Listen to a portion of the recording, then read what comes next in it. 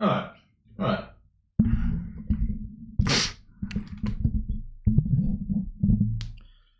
Alright.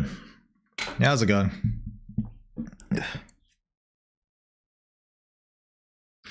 Hey Woodward. Hey Void. How's it been? Let's... Yo. Hey Sargars. How's it been? What's up Black Sphinx? Weird man and weird chat. How's it going, Jellyful? Let's fuck.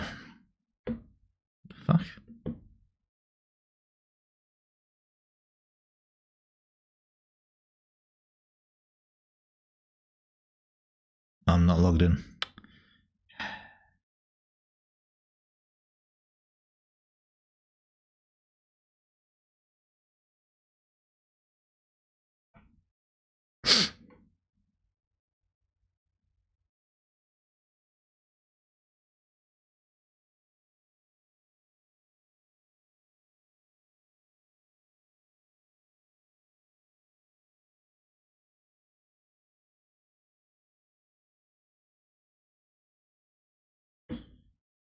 Okay.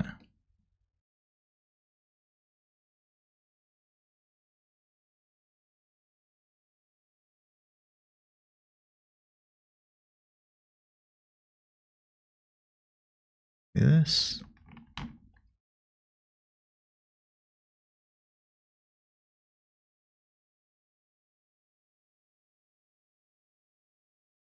Why? Why? So fucking annoying. Jesus Christ.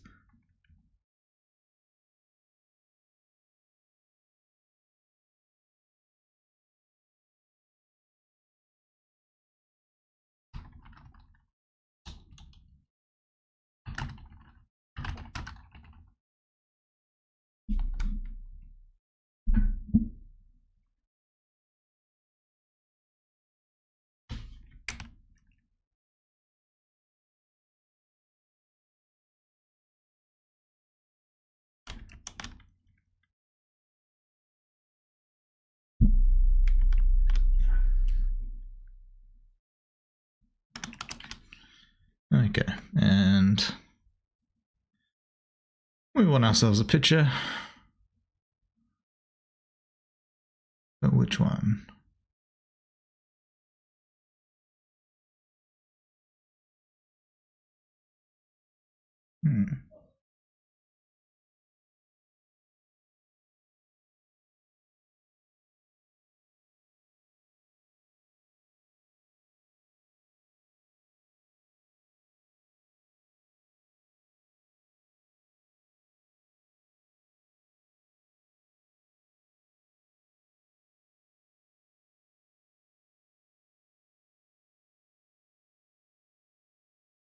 Maybe one of coal.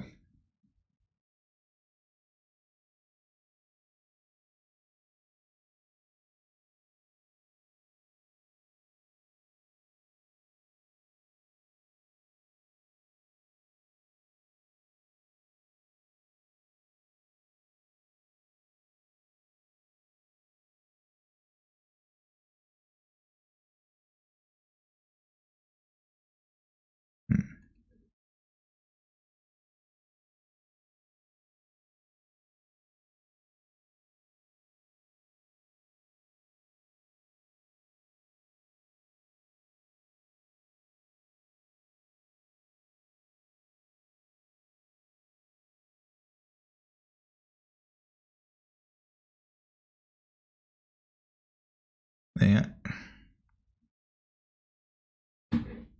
Alright.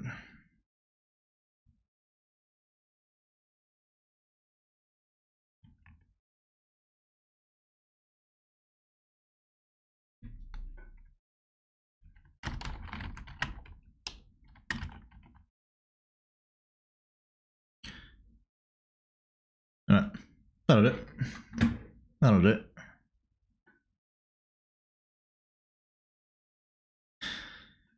The squirrel is here. Why are you a squirrel again? Is that the thing? I made a sandwich. So what are we doing today? going to talk about the end of Arcane, because that finished recently.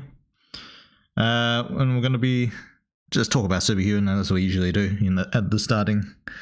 People got questions and stuff want to talk about. And then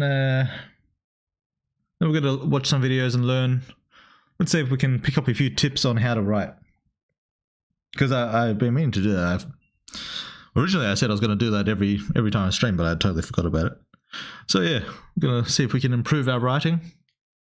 Watch a couple of videos, see if we can take away a few tips. And yeah, that's the plan. I don't imagine it'll be a very long stream. I'm pretty busy these days, so close to the update, so it's probably not going to go on for too long. But yeah, we'll do a little bit. Bernhard's wife is an old woman, is she? He's old, to be fair. I know, but he always wanted to be with his wife. Is he normal? He will probably die soon. Bernhard? Could be. Sub you, wee old bastard. Yeah, it's gone alright. How's it been? Should open. Motherfucker, my YouTube. I always forget to put it on public.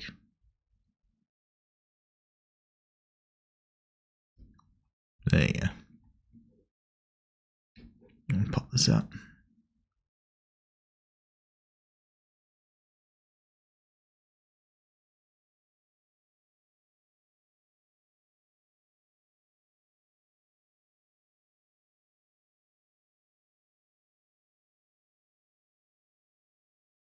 There we go.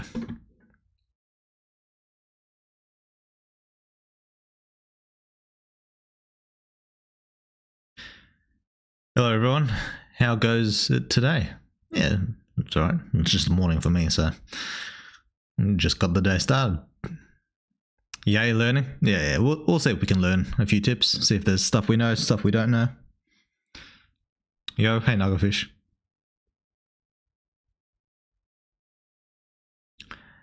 It's not that I'm a squirrel, it's that I like squirrels a lot. I say. Why? Maybe he's using his air powers to keep the aging away? Maybe. Both happy and annoyed. Personal stuff.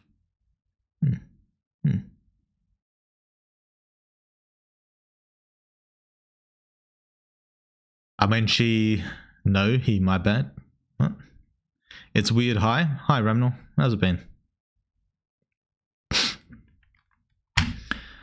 Maybe he's keeping her aging away with his powers. Joke unless. Yeah, anything's possible. Anything's possible. Hi, Woodward. Hey, MW. How's it been? DMX. LOL 2:14 for me. You mean in the morning? That's late. When are we playing Buckshot? What the fuck is Buckshot? Never even heard of that. Evening. Damn, that's tough. That's tough. Yeah. Alright, so basically the plan, for those of you who missed it, is we're gonna talk a bit about Superhuman.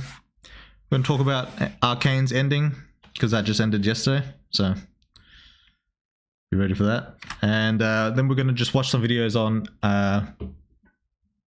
how to write, because that's something I wanted to do more regularly on stream. See if we can take away some tips, improve our writing a little bit, see if we agree, disagree, all that.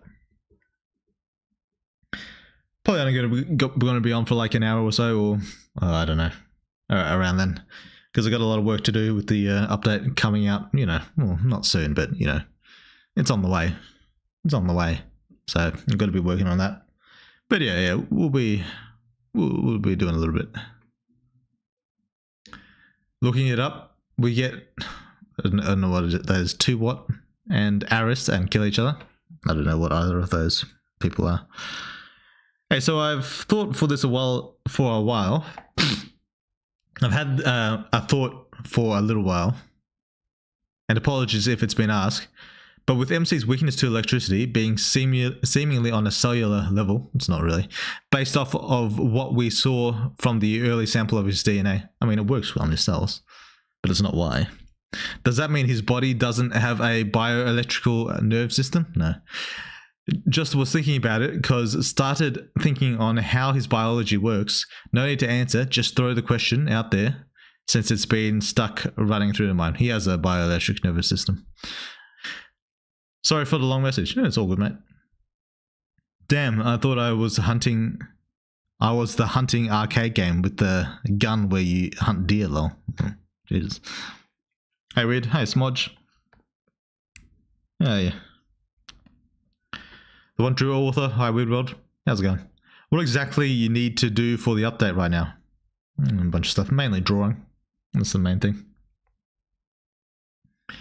Just getting the CGs out there, making them, put them in the game. Music as well. Got to decide on the music. Music I always do last.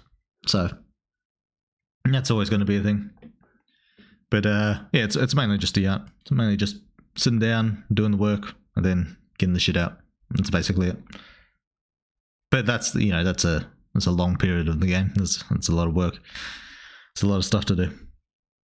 Sup, Weird World? I didn't know you were going to stream today. Is this not the day I usually stream? I forget. Do I usually stream? No, I stream on Saturdays EST, right? I forget. I can't remember. It's yeah, it's been a bit. Today's the usual day. It is the usual day. Yeah, okay. I gotcha. Yeah. No, we're gonna.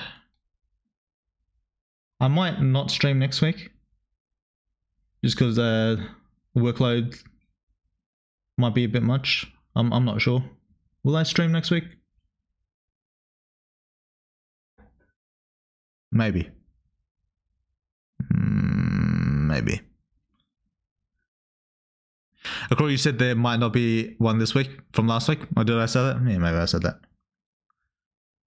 That could have been anything. Speaking of, will the previous VOD be uploaded to YouTube? It should just be in the playlist. All my VODs are there. I think they're just in the playlist, right? Unless it didn't get there for some reason. Let me check. It should be there. Should all just be in the past live stream playlists. Unless I fucked up. Or forgot. Check what my last VOD was. Oh, no, it's 2 weeks ago. Maybe I just forgot to add it to the playlist. Let's have a look.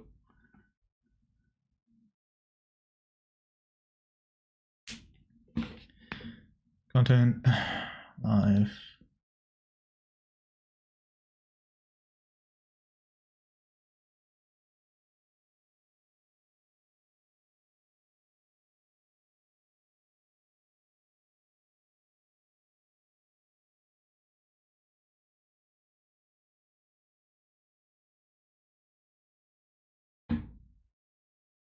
There you go.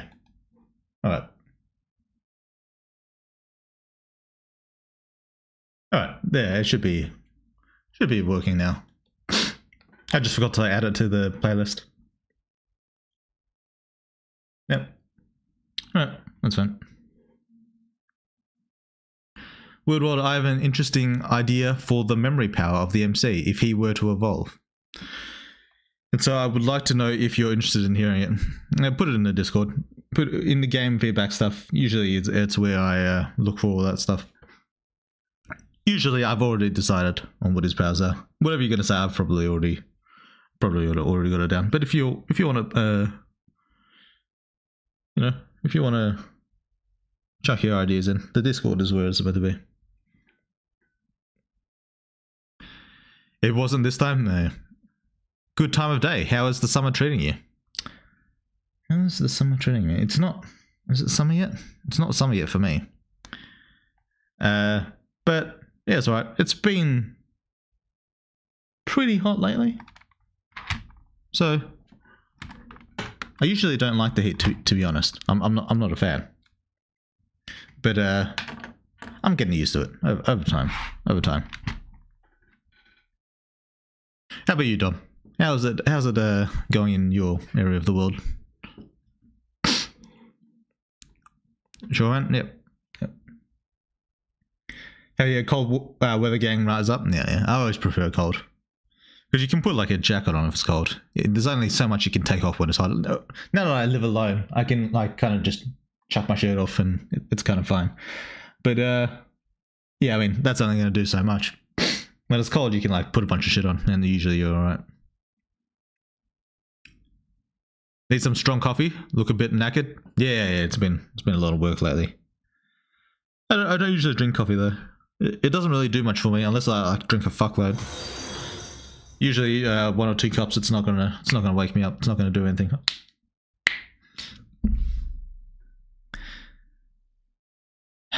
It's cold as shit and rules. Heat is always annoying. Yeah, true. It's fall here, so the cool weather has arrived. I do like autumn the most. It's my preferred season.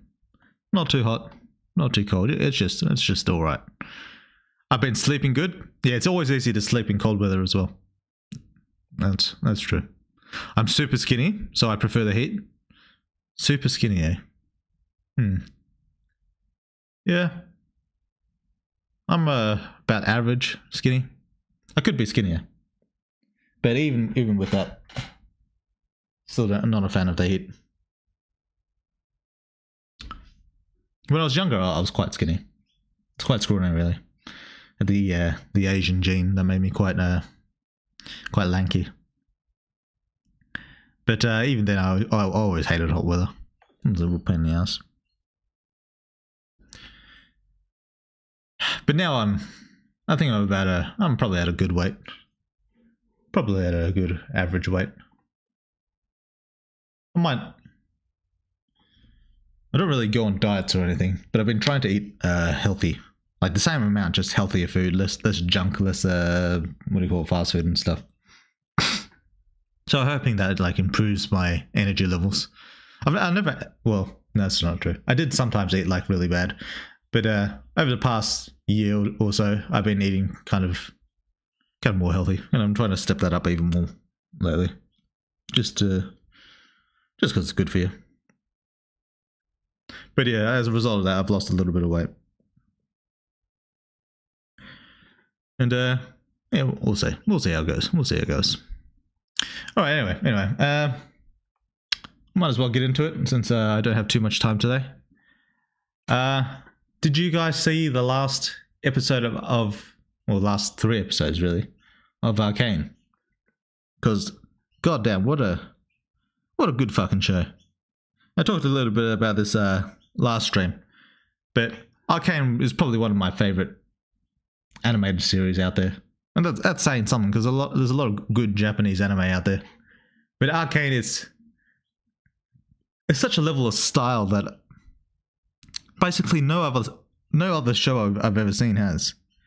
It's like a really one of a kind show. Like there's a lot of things that I think could be replaced by AI pretty easily, and probably will be in time.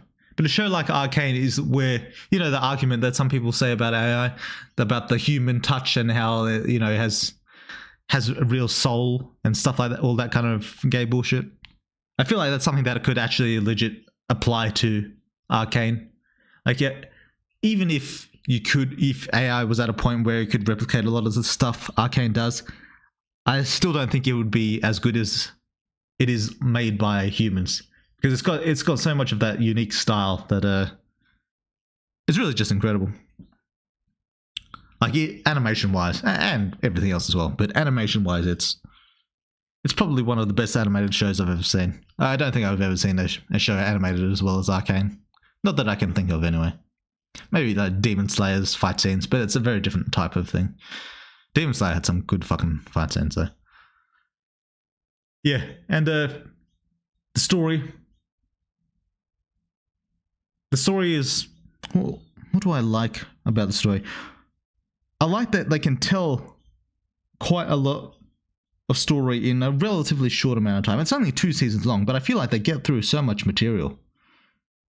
And a lot of the ways they do this is through like time transitions, and they usually do this with like some artistic flair that kind of like covers up the fact that they're skipping up a whole bunch of time.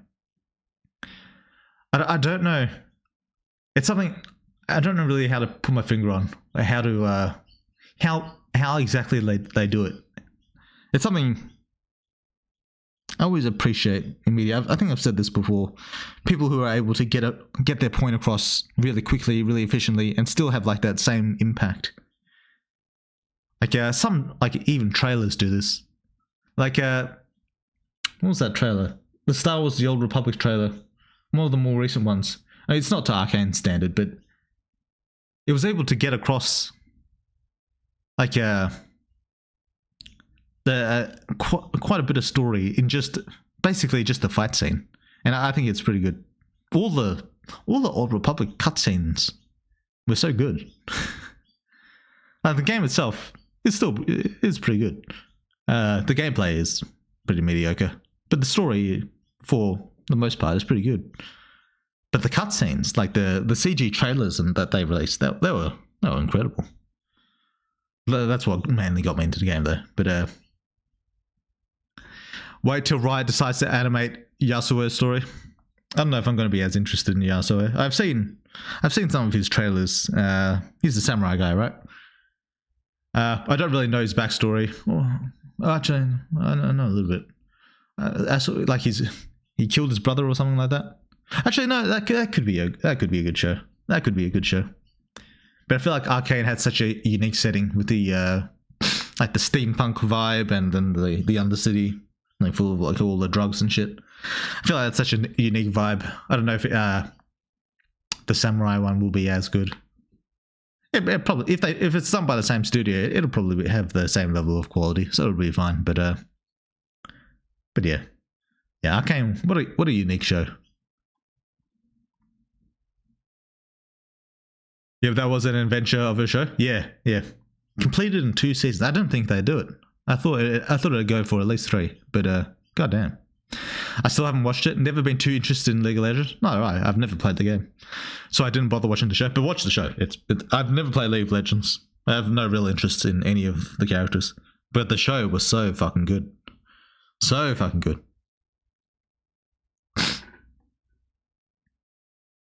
I will get to it down the line at some point. Yeah. Well, you should. It's fucking amazing. It's a killer show. God damn. It barely feels like it's related to League of Legends. Yeah, true. It does barely feel related. I mean, I don't really know that because I've never played League of Legends. But it's a very condensed story that, with no information about League of Legends, I still got into it. There might be references that I'm missing. Probably are. I don't know if some of the main characters are like League of Legends characters, but yeah. I've seen Nova from Eternum dress up as the main girl close enough. True. I do remember that. It was a good costume. That was a good costume. Wait, is Eternum out? Is the next Eternum game out? Not game. Update out. I feel like the last one came out 1,000 years ago. How often does he release new fucking updates? I feel like it's been like a year. Maybe it hasn't been that long. Maybe I'm just remembering wrong. But goddamn. As a player from season 3, I feel like I'm committing a crime at this point by not watching Arcane yet. I mean, you should watch it. It's so fucking good.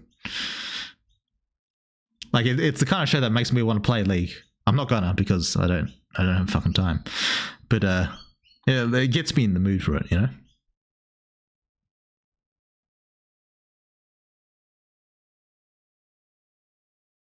Even then, the trailers and previews never gave me the urge to watch it. I mean, it's possible that it's just not the type of show for you. But I reckon 99%, no, 99, 97% of people who watch Arcane are probably going to like it. It's just that it's got that level of quality. I'd be hard pressed to find someone who doesn't like the show. Would you present a world map and the sectors in future update? It's possible. It's possible. I might need to at some point, but yeah, it's possible. It's one of those things where I don't feel FOMO. I mean, why would you? It's not like it's going anywhere. Star Wars: The Old Republic was good for the story. I also missed playing it. Yeah, it was good. It was good. I don't know how good the story actually is. I think it's pretty good. But what was really good is the character choices that you can make. Like being a fucking evil Sith. Like the immersion of it is like no other Star Wars game. Well, maybe. It's not. Maybe Knights of the Old Republic, but like being like a Sith, taking on an apprentice and like corrupting her and all that shit. It's just cool options to do. It's cool things you could do. Have a fucking slave with a shock collar that you shock every time she talks or whatever. It's just funny shit that you could do. It's just a funny game. There's a lot of cool stuff, a lot of funny stuff, a lot of like playing into the power fantasy of being a fucking Sith Lord. And then there's the Jedi side where you be like good and all that as well. But I always preferred like the Sith. The Imperial Agent was was fucking good as hell. The voice actors for every Sith character was great. Like the Imperial Agent, the Sith Warrior, the Sith Inquisitor. They had some really good like normally I don't like voiced protagonists in game, but the voice actors for all of them were amazing. They were perfect for like an Empire character, an evil Empire character. Some really good shit. Version 1.0 will be the last version. Yeah, the last version. Does the no cursing reward work for the whole stream? It's like 5 minutes. I've been missing. Oh, someone subscribed to Prime. I can't see the fucking 600 J dot. Appreciate that, man. Very kind.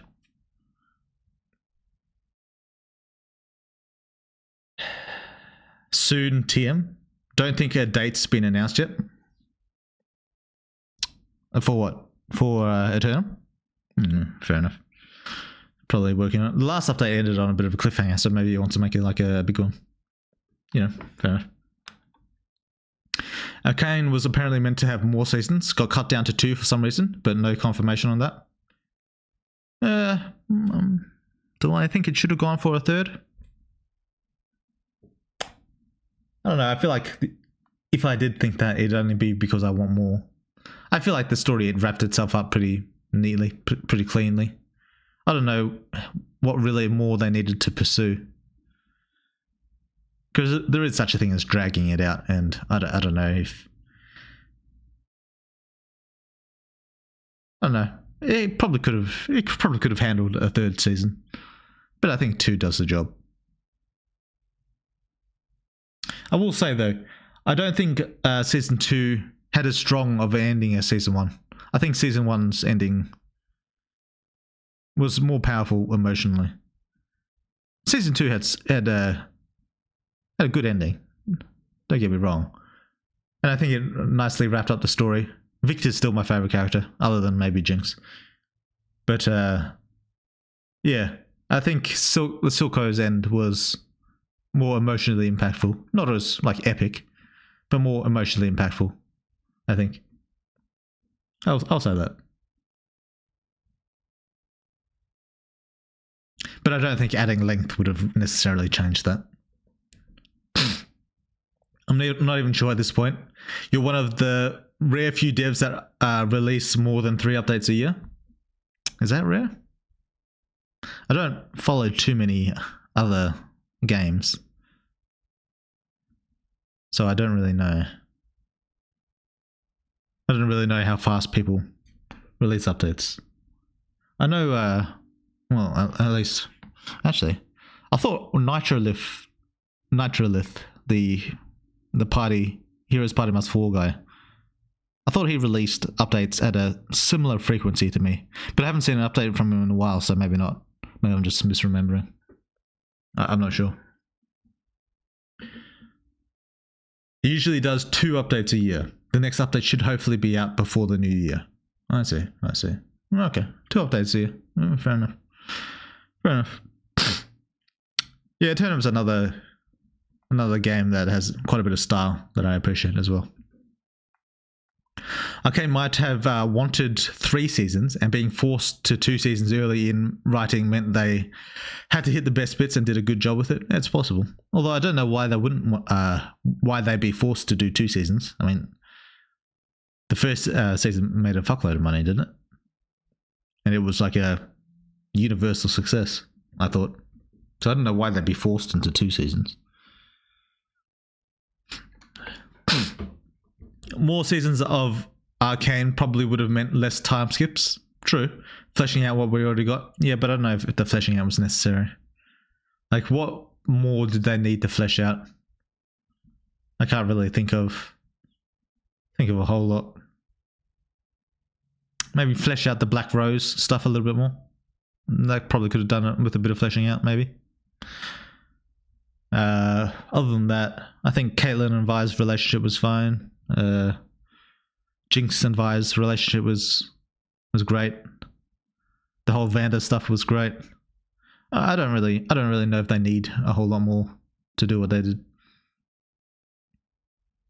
I think Victor and Jace's stuff was done really well. So yeah, I don't know. It's not really rare, but like there are devs who do one bug fix update every 6 months, and that's about it. Well, yeah, there's got to be something like that. I just don't know what the majority is like. That's all. Phenoxo is pretty reliable, 1 per week. Jesus, that's a lot. You mean like a bug fix update, or like an actual full release 1 per week? That's a crazy amount, if so. That's crazy. It's becoming rare, yeah. If we're talking sheer content and quality, it's becoming rare. What's becoming rare? For a specific game or for visual novels in general? How does the poll rewards work? Like, if I put a poll and on that, we will have to stream with no clothes and that choice will win. Will Widwill do it? No. You can put a poll, but it doesn't mean I'm going to do what the poll decides. I don't even know how to make a poll, to be honest, in Twitch. I have no idea. I'm sure I could figure it out, but I have no idea how it works. And Arcane cost a whole ton of money. It did cost a whole ton of money. It did take a long time to release. The first season especially, but I think the second season took quite a while as well. And yeah, with that kind of quality, I can see why. Yeah. Sure, some devs do release fast, but the update ends so quickly. You wonder why it took so long. Oh yeah, fair enough. Yeah, well, I imagine most people don't work like, you know, the 7 days a week or whatever. Most people have like lives outside of their visual novel development, unlike me. So if they're taking a while, then that's probably just because, you know, it takes a bit of time to get stuff out. It takes a fair bit of work. So yeah, I don't know. And big companies love tax write-offs. Well, I like tax write-offs, to be fair. Oh, right, for Arcane. Yeah. Makes sense. But, I mean, there's a limit to that. Like, Dragon Age took a billion years to develop. I don't imagine they enjoyed that tax write-off, though. But, yeah. Act 2 of Season 2 probably could have been its own season, if I had to guess. Oh, right, the whole Victor-Jace conflict. Maybe. Then you have stuff like Giant and Guardians. What the fuck is that? Phenoxo is the tits COC guy. Yeah, I know who he is. He does like a few scenes a week with the bigger plot dungeon stuff around once a month. He does a dungeon once a month? That can't be right. That's a whole team by this point, though, to be fair. Oh, yeah, that's right. Yeah, he does have a whole team. Yeah. Having a team would make things a lot easier. I've got to recruit like a team. Like even like what do you call it? Manga artists have like assistants, right? Maybe I should be throwing together a team to kind of speed up my update release schedule. I've been thinking about that for a while, but then, you know, money and stuff and work, and then I have to train whoever I hire, and it's gonna be a real pain in the ass. Like the money spent won't be worth what I'll get out of it. This is basically 100% for sure. Like, what I'd be willing to do in the time it would take to do a lot of the work that I need done, doing it myself would just be so much cheaper. Like, the amount of money I'd have to pay to get someone to work properly. Like, how much do they pay like manga assistants? How much does that cost? Do they get paid actually? I don't actually know. I don't know how it works in the fucking anime or manga industry. How do manga assistants? How does that work? Yeah, but if I wanted to get like proper assistants, I'd have to pay a fair bit, because a lot of the stuff, it's not difficult, especially to do, but it's very time consuming to do. So I'd be spending a lot of money to get very little out of it when I could just do it myself. Yeah, I don't know. We'll have to think about it. If I get like fucking rich doing this game, maybe my Steam like blows up for whatever reason. If that happens, then maybe I'll be able to afford it, and then I'll hire an assistant or something. Because there are some straightforward tasks that I could have someone do. It'd just be a lot cheaper to do it myself. But yeah. If I get like rich or something, I don't have to care about money as much, then maybe.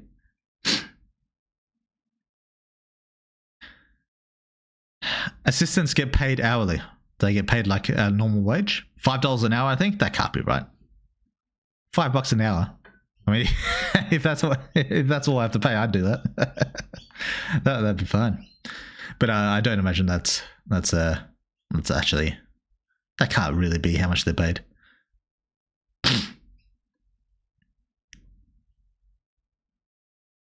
That game also has by percentage, like no art, so that cuts time a lot. Yeah, just writing cuts time.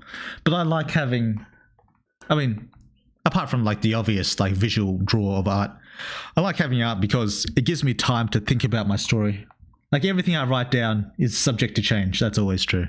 And I feel like the longer I leave it, just letting it sit for a while in my head and on the page, I have time to like think about, is this good? Could this be better? And usually the answer is yes, it could be better. And having a bit of like time left over like when I'm doing the art allows me to like improve that aspect. That's why I want to try and write out the whole story before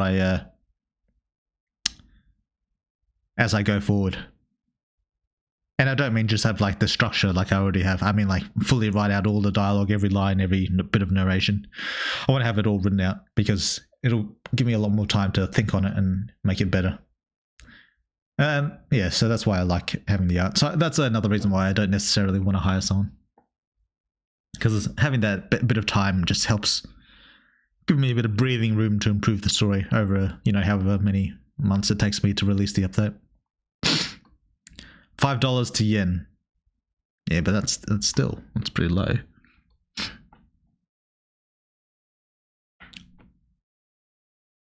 Nitrolith does update like every 3 months. Oh, he does. Okay. Something came not so long ago. Oh, maybe I just missed it. He's just too shy to advertise his game. I don't know how he would advertise his game. Like, other than, I mean, I don't imagine many developers do like the stream shit that I do. So I don't know how he would, unless he pays money to advertise it. But yeah, talking about it just being a practice game. Oh, he said it's a practice game. Yeah, it's just like me. Well, Superhuman started as a practice game. It's not really a practice game now. But yeah, he's pretty great and consistent as well. Probably my second favorite adult game after Superhuman murderer. Well, I appreciate that. And yeah, I think he does a good job. Okay, I don't follow many visual novel developers, but Nitrolith, I do like. Never spoken to him. Maybe I probably should reach out.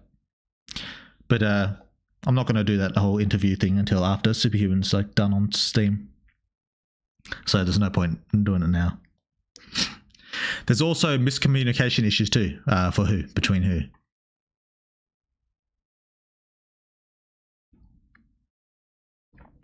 Maybe something to think about for your next game. You mean hiring someone? Yeah, that could be true. That could be true.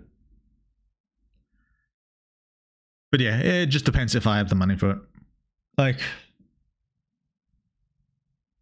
yeah, if I doubled my patron at some point in the future, then I could probably afford it. Probably. I think. But, I shouldn't say afford it. I'd be able to afford it. I'd probably be willing to spend the money, that is. Yeah, but I don't know if that's ever going to happen. I've got like 900, I think, people on Patreon at the moment. So getting to like over 1,000 or close to 2,000, that's a tall order. Maybe I'll be able to do it at some point, but you know, it's probably a bit of time before I get there. Probably a bit of time. I'm hoping that the Steam release like kind of bumps it up a bit. Like, you know, appealing to a new audience, and like with the 1.0, the new art and stuff, I'll be able to appeal to like more people. That's what I'm hoping for. But I doubt we're getting anywhere close to, you know, to that level. Giant Guardians does like bi-weekly. Oh, this is a game update, but it's 5 minutes content even if you read it. Okay. I mean, bi-weekly, that's crazy. I'd like to do bi-weekly if I'm being honest. But you know, yeah, horrible. Apparently, what's horrible? From what I remember, manga writers themselves don't get paid that much. Yeah, that's probably true. Yeah, well, actually, I don't know. It depends how big you are, probably. If you're bigger, you probably get more. You can hire assistants and stuff. Pull this shit from Google. Pay will vary depending on skill and experience. About 8,000 yen, 70 USD per day, to 30,000 yen, 265 USD per day. I mean, 265 is pretty damn good. 70, not so much. But yeah, okay. Minimum wages are different all over. Yeah, I guess it depends on the price of living in Japan, on how good that is or not.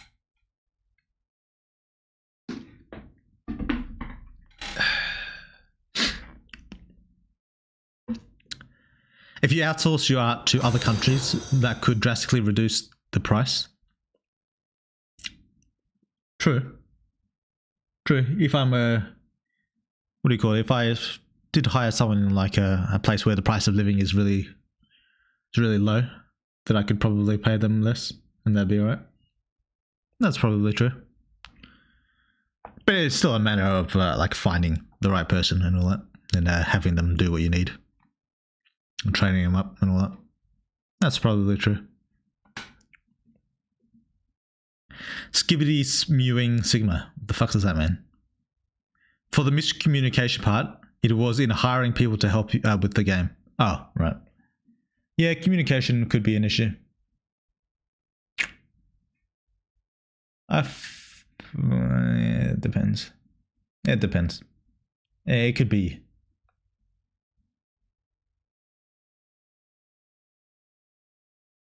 It could go either way. I hope you speak Spanish. Sorry, mate. I do not.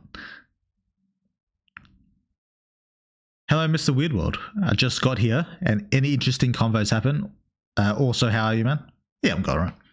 It's pretty early in the morning for me. So, you know, yeah, haven't had too much happening today.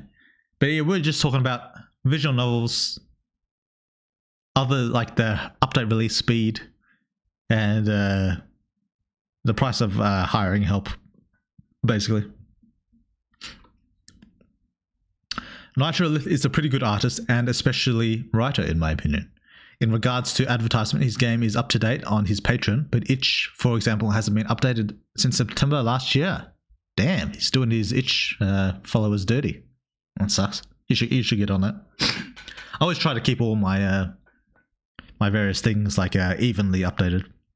I try and do that because I feel like I feel kind of bad. Like if someone, like I do the choose your own price thing on itch, which I like. I think that's a good feature. And I wish Steam did that as well, to be honest. Yeah, I do the choose your own price thing on itch.io. And I kind of feel bad, like if someone did choose to pay me money and then I don't update the game.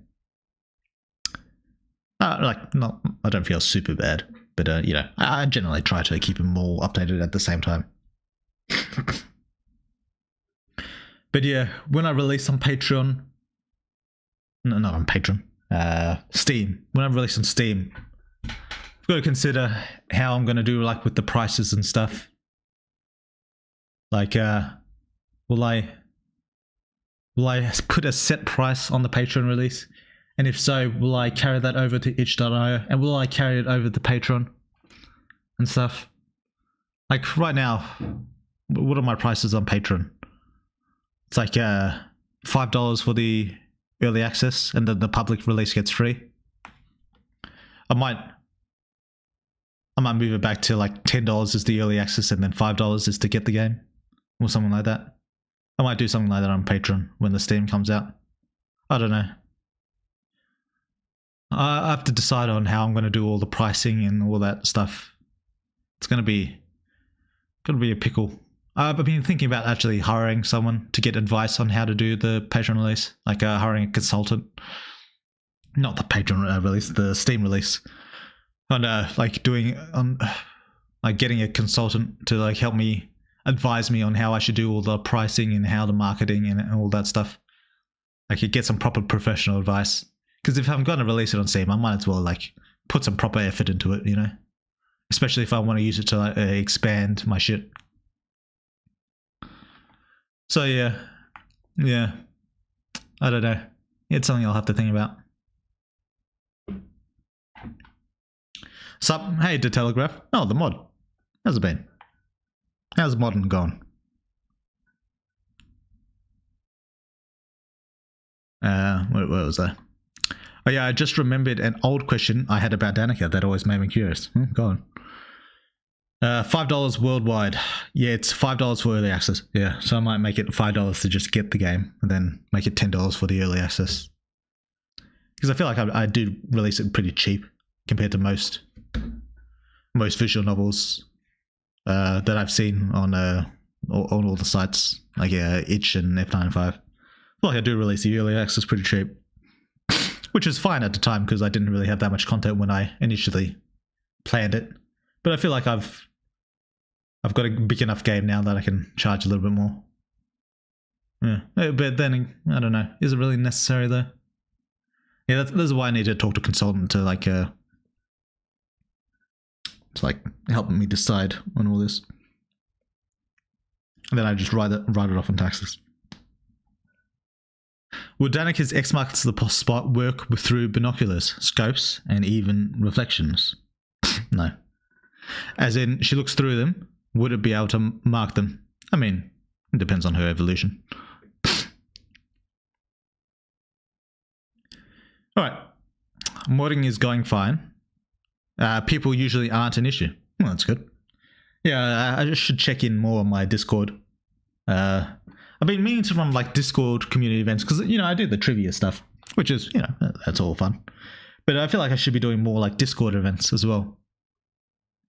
But I don't know what people do with their Discords.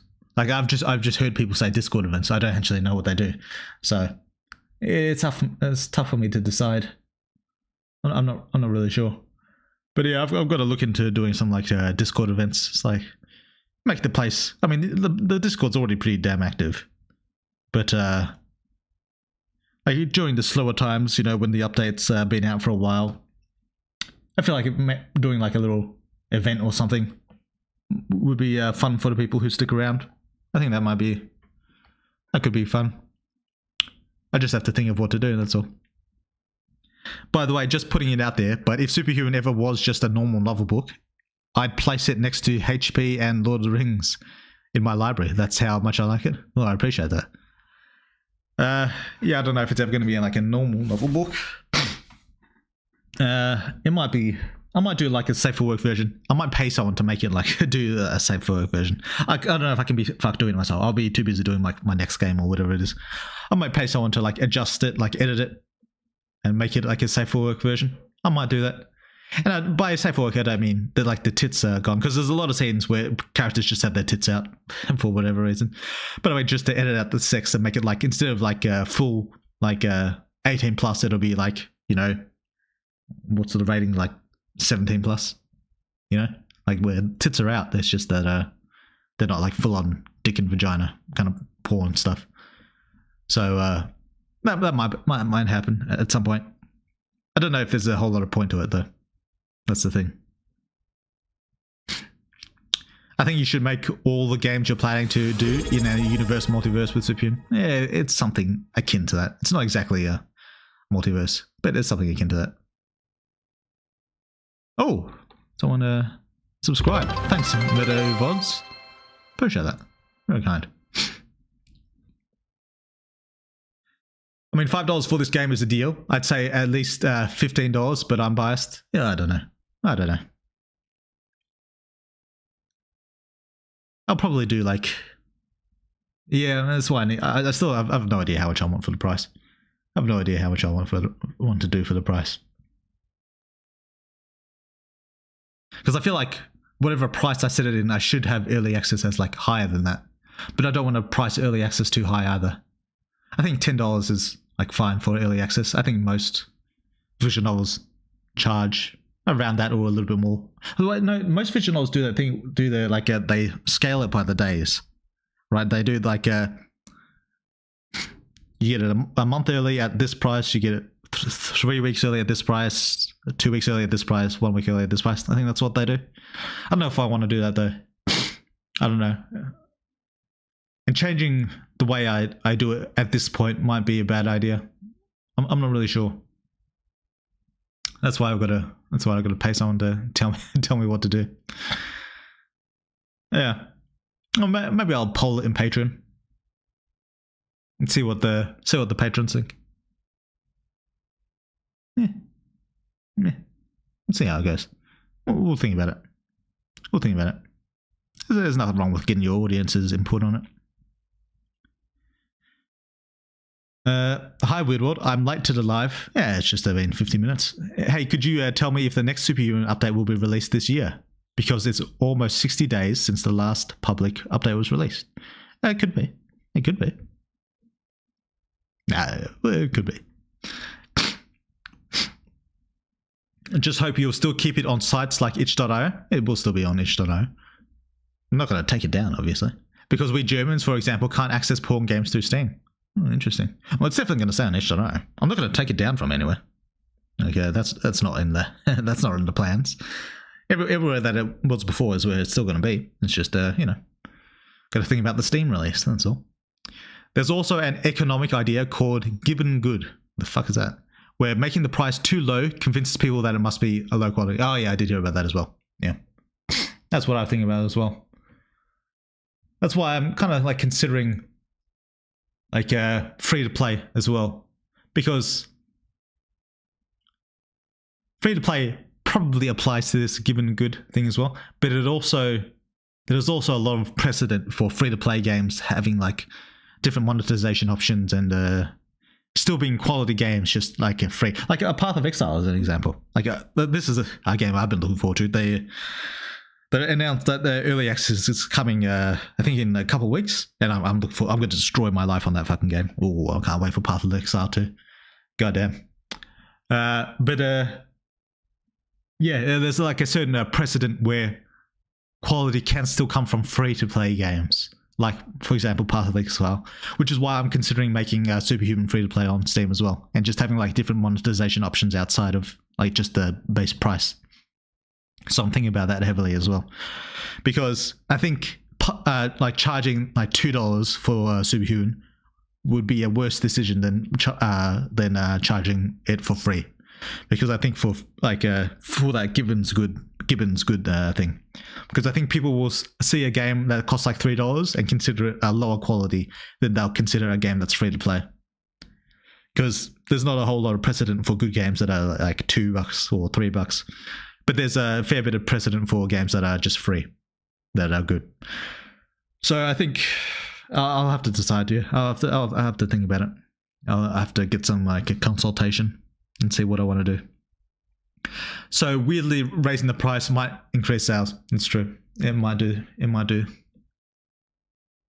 It could be that I charge like $15 on Steam, and then make the early access on Patreon like tiered. Of depends on what your tier is. You get the update however early. I could do that. It could be a thing. It could be a thing. So you would need at least the 4th evolution to do that for the X marks the spot thing. Possibly. Possibly. I'm not going to reveal, but possibly. Personally, I think $15 to $20 would be fine for superhuman. Possibly. It could be. Discord events are usually some games like Gartic Phone or something. I don't even know what that is. But yeah, it could be some sort of game for Discord. Yeah. I don't know if I want to do it like on stream or not. Like I could probably stream while the game is going on. That could probably be fine. Like you don't need to be watching the stream to play the game, but I will be streaming while the game is being played. That could be a thing. We could do something like that. Yeah. Yeah. The trivia events are fun, so we'll keep doing the trivia events like a once or per update or every second update or around there. We'll keep those, but then yeah, I would like to do like a separate community event. It's a little bit different as well. That'd be fun. Superhuman the novella, yeah. I don't know if Superhuman would work as a novella.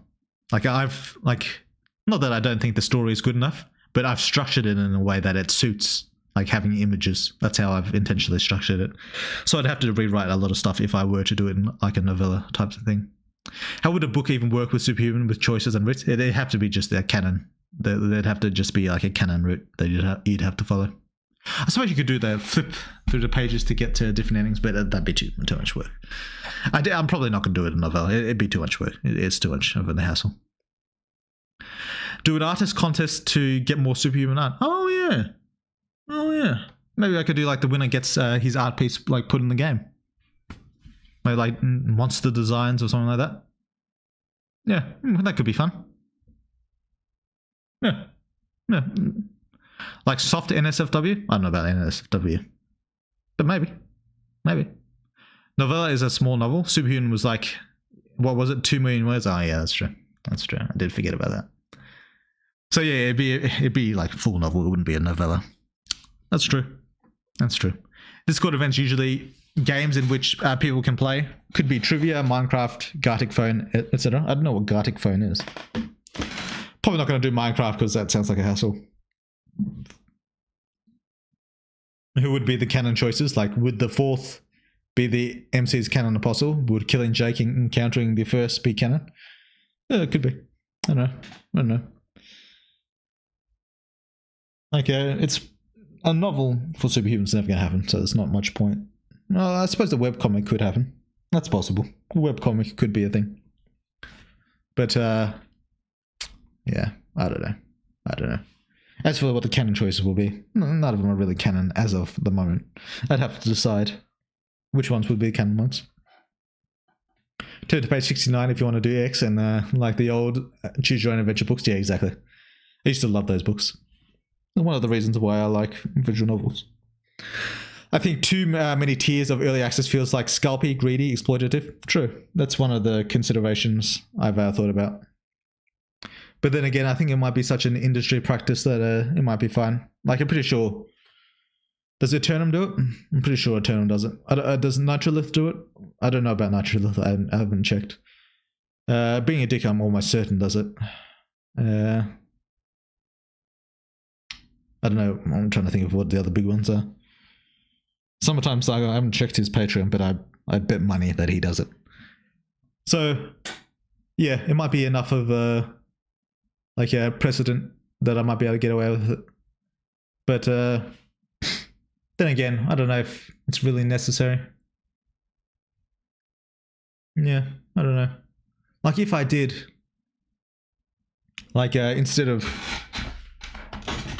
like bringing on a bunch of new audiences, if I was able to get more money for the tiers, I might be able to hire someone. I don't know, it depends on how much I was able to make. Like if I combine that with the Steam release, would I have enough to get another person on to like help me with the updates? I might be able to get an editor at the very least, because I do feel like I need an editor to help with the writing a little bit. Not the actual like story, but you know, just like the words on the page, you know. That would be nice. And then later on, I'd also like someone to help me with the art to help speed that along. So yeah, it'd be good if I could reach that phase. And not even necessarily like bringing like a full-time person on. Like just like a casual, like just a bit of assistance, you know? I don't need like a whole lot, just like a little bit. Just like a little bit. Yeah. Well, but yeah, I don't know. The whole issues of pricing and stuff, I don't know how I want to handle that. Like money issues, it's always like a sensitive topic for a lot of people. So I don't know how I want to do it. If I do change like the current monetization structure, like for Patreon, one, it'll definitely be around the Steam release, and two, I'm probably going to get feedback from the community. Like, I'll probably like do a poll in the Patreon to see what people think there. See what their people's preferences are, if they want like that scaling tiers, if they think that's good, or if they want like just like a straight solid line where people want to pass. And then if too many people don't want it, like want the change in price at all, then I probably won't do it. Like, because there's no point in like increasing the price if I lose a bunch of people like doing it along the way. So there's no real point in doing that.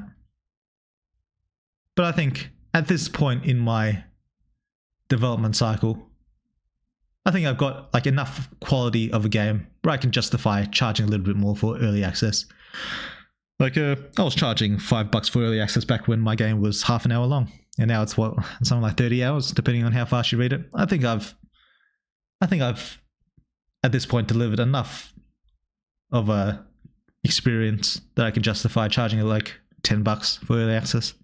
Or something like that. Or like doing the same like monetization structure of some of the other games out there, like Eternum. But yeah, it just depends. Like I said, I'll talk to a consultant. I'll probably get the community's opinion on it as well. Then when I have all that knowledge and all that information ready and available to me, then I'll make my decision. You know, there's no need to like rush the issue now. There's no need for it. Unknown tier could be your playtesters. That's true. Unknown tier could be my playtesters, and may well be. But I don't know if I'm going to do that. I don't know if that's going to happen. Given goods, not given goods. Given is kind of monkey. Well, given goods. Yeah, whatever. Givens are good though. Yeah, true. Also, free to play means people can just pick it up without worrying they're wasting their money. True. Yeah, it's hard to say how I want to do the Steam release. If I want to do Steam free to play, I feel like maybe I do, and then just have like DLC. You know, like I don't know how I would do DLC. How would I do DLC for Superhuman? Like or like expansions. Yeah, maybe like an expansion, like Superhuman, start of the game, up until Battle of the Diamonds, or maybe the Valravan fight. That's like the base. And then expansions for like to continue up past the Battle of the Diamonds and all that. And like to the current level, maybe like stuff like that, expansions like that, or like alternatively, they could join the Patreon and just get like the full game like that. That could be a thing. That could be a thing. I might do. Yeah. Yeah, I don't know. Or I could do like every update as an expansion, like $1. Like every time we release a new update, you should pay $1. You get the new expansion. Could do that. That could be interesting. Maybe not $1. I don't know how much I would charge. I'd have to consider prices. Yeah, that could be interesting. Like every time I release a new update on Steam, like instead of they say they don't want to do the Patreon, fair enough, because they don't like reoccurring payments for whatever reason. Instead, they can just like when they feel like it, they pay a bit of extra money and get the expansion. Yeah, no, that's an interesting idea. Could do something like that. So base game is free up to a certain point. Pay a bit of extra money, you get the expansion. Pay a bit more whenever it releases, and so on and so forth. That could be an idea. Base free, expansions cost money. Yeah, I have to consider it, but that sounds like a decent idea to me. Yeah. Also, free to play means people can just. Oh yeah, I read that. You don't really waste money on Steam because of the refund system. I'm not sure what you mean. I'm not exactly sure what you mean. Total War Superhuman win. That could be interesting. That would be cool. That would be cool. I do love Total War games. Also, hi dear people. Hey Necro, how's it been? Yeah, but Total War Superhuman would be fun. How powerful would 100% compatible first and second hybrid spawn can become? Oh, 100% compatible, you mean for both? Very powerful is the short answer. Very powerful. That's what I meant by it not really working as a book, because the choices aren't really established as canon or not within the game. That's true. That's true. I mean, you could just choose one. Like, it doesn't necessarily have to be canon. It could just be I go down one specific path. It doesn't necessarily have to be canon. Yeah, both Eternum / Power Carnations do it, so it's normalized. Well, yeah. Yeah. We'll think about it. Hello to you as well, Necro. Nitrolith has the same system as you as now, releasing the updates earlier on Patreon and then making it free after a week or so. How much does he charge? Do you know, Void? That'd be interesting to compare, because I think Nitrolith and me are around the same like size, I think, unless he's like massively grown since the last time I've seen him, which it could be. He's got a good game, but yeah, how much is he charging, Void? I mean, one choose your own adventure novel I read called Magium has a novel in it in which a specific set of options are chosen that the author believes the character would choose in the universe. Could be for a book. Yeah. I don't deny that Weirdworld could say which choice is canon and which ones aren't. I could say, but it's just because if I were to do like a web novel, the choices I make in the web novel isn't necessarily canon. It'd just be a specific route that I'm going down. Something I've been wondering for a while. In your other games, will the MC look similar to our current one or look completely different from Superhuman's MC? The Necromancer will look very different. The Devil will look very different. The Sorcerer will look somewhat different. But he'll probably have the hair covering the face thing, so that'll look similar. And the Vampire will probably look the most similar to the MC of Superhuman. Yeah, they won't look. None of them will look the same, to be clear. It's just that if we're talking about similarities, they're all going to have like the hair covering eyes thing. That's always going to be a thing. And then other than that, clothing and stuff will obviously be different. Like the Sorcerer one will look very different in terms of clothing. Same for the Demon and Necromancer. And then the Vampire one, because that'll be probably be in modern times as well. It'll probably look the closest to the MC in terms of appearance. Like Superhuman's MC, probably. If I had to say. I mean, everything's subject to change, but that's my current thoughts on it. Gatric Phone is a browser game perfect for artists. for shits and giggles, Lamau. We'll have to check it out. Maybe we'll do something like that.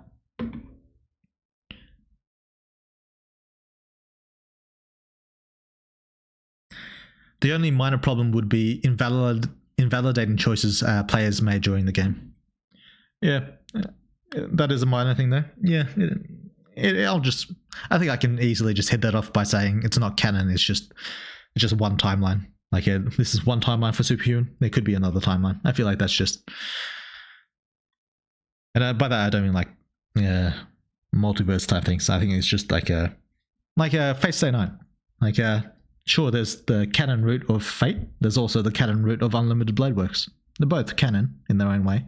It's just that I've chosen to go down one specifically. Will the author made it clear that it's just what he believes is most likely? I mean, you can go down a route of literally letting most of your friends die. Yeah. Got to buy the true ending in DLC. True. Or any kind of ending. I think Valravan would be the perfect stopping point for the base game. Yeah, that's what I'm thinking as well. Valravan, stopping point. And then we got the Battle of the Diamonds expansion. Then we got the Twin Arc expansion. Then you get the Monster World expansion. I think that'd be good. I think that'd be good. Yeah. It's something I'll have to think about though. It's something I'll have to think about. For sure. But yeah. That's my current thoughts. Free-to-play Season 1 type thing is pretty normal on Steam, I think. Yeah, that's what I was thinking as well. Yeah, just Season 1 of Superhuman, free-to-play. Then we'll just release the later seasons as expansions.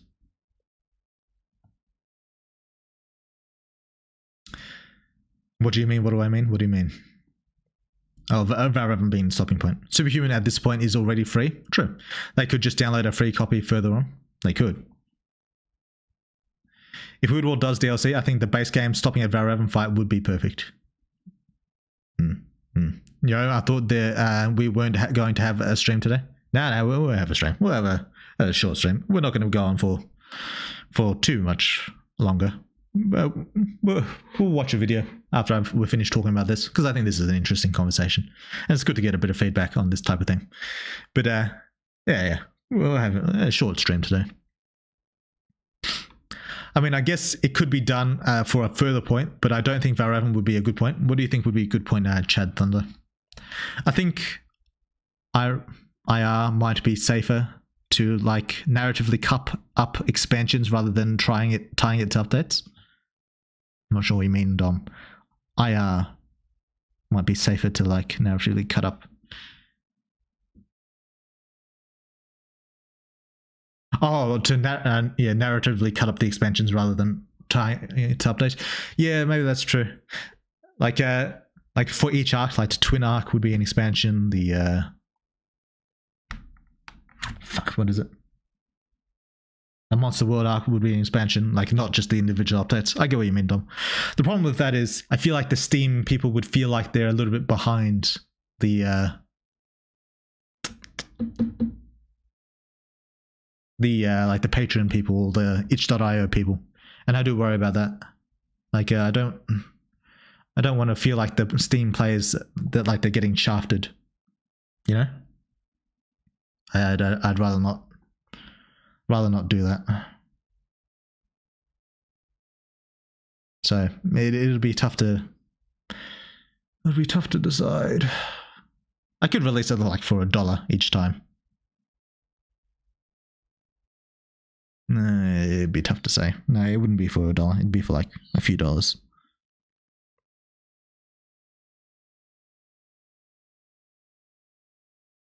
Yeah. Yeah.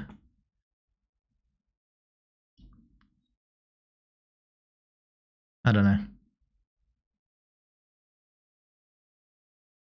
Yeah, it's hard to say.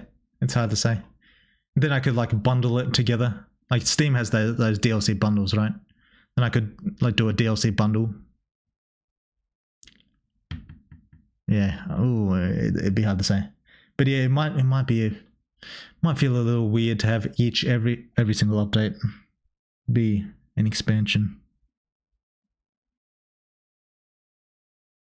Yeah, I don't know. But then they'd have to buy it in order. Otherwise the game wouldn't work. Yeah, I don't know how that would work. Because, for example, you wouldn't be able to buy the fucking Battle of the Diamonds DLC without doing the fucking... without also buying the fucking... They wouldn't be able to buy the Twin Arc DLC without doing the Battle of the Diamonds DLC, would they? That wouldn't work. It wouldn't make any sense. Is there a way to order DLCs? Wait, no. Dragon Age, I feel like, had ordered DLCs, like Inquisition. Are there ordered DLCs? Where you have to play one to play the other? Is that a thing? I don't know. Do they do that? Can you think of any Steam games that do that, where you have to buy one DLC first in order to play the second DLC? Is that a thing ever? I'm not sure. Hi, men. Hey, Lamado.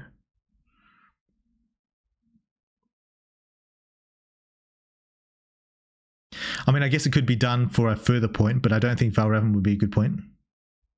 Wait, did I already read that? I think I already read that. I mean, most updates are at narrative points anyways. That is true. Might be worth a poll, but to me, I'd rather pay $5 for a bigger update than pay $1 each time for 5 small updates. I do agree, but it's not like they have to pay. Like, because the $1. Like what happens, for example, when I release an update and the Steam people are like behind in the updates? I feel like that would incentivize them to go elsewhere.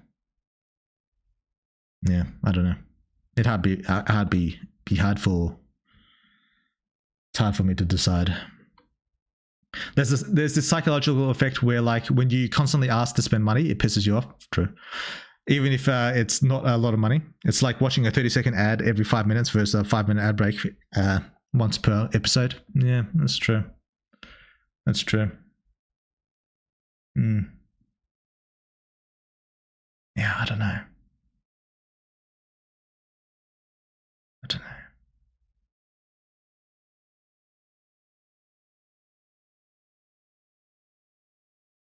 Yeah,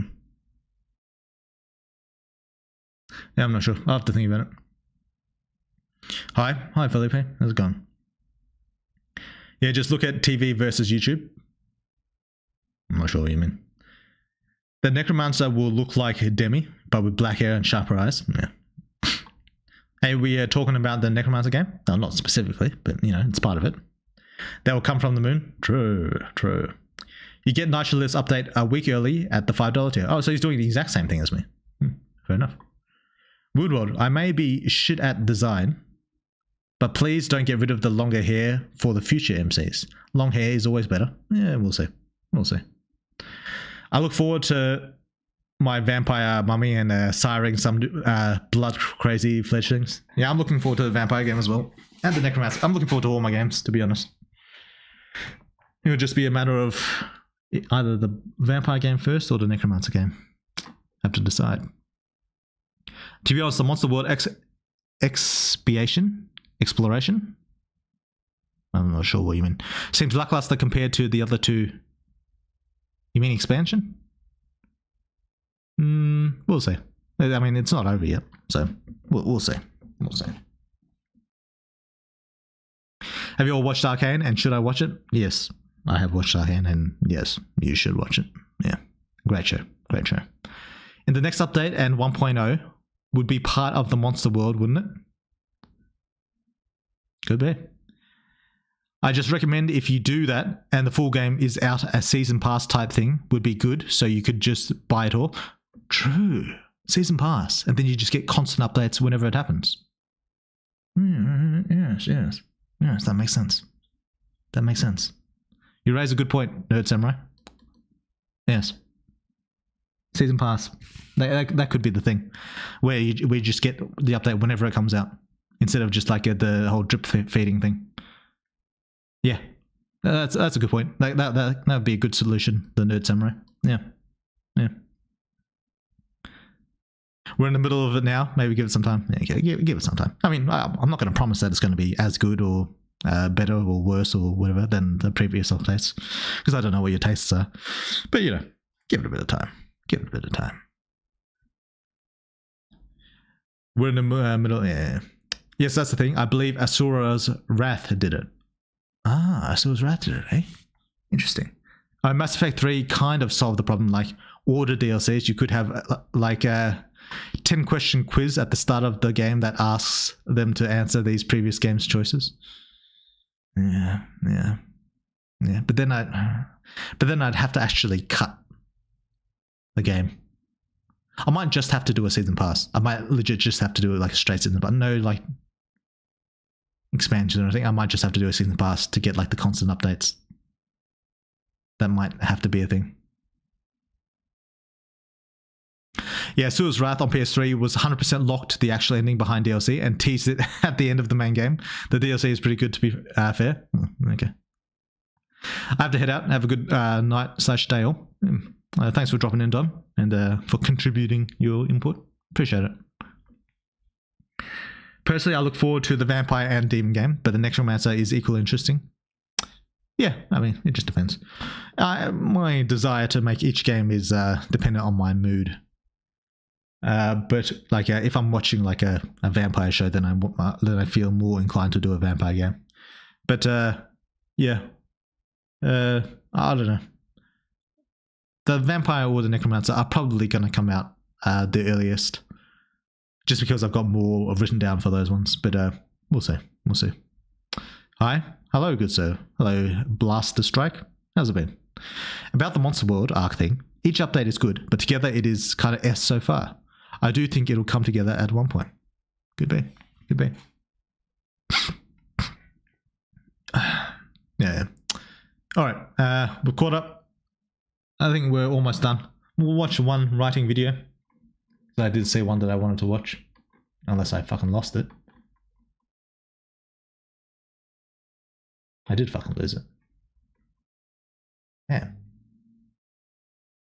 Damn. I mean, I guess I could just choose another one.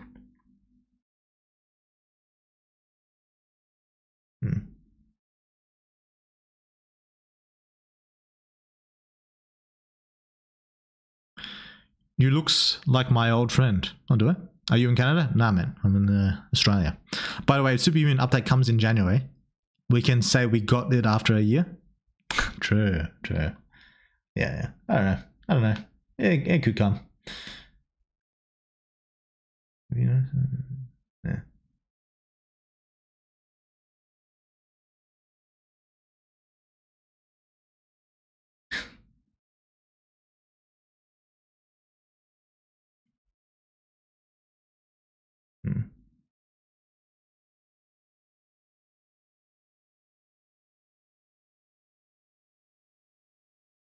Well, first we'll watch the Path of Exile trailer, because I haven't. They got released the opening cutscene, and I do want to watch that. I haven't seen it yet. Path of Exile 2.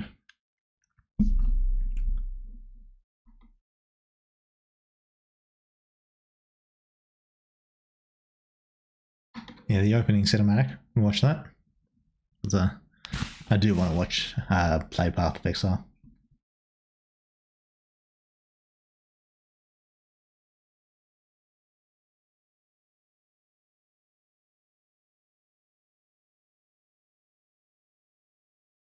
That could be interesting.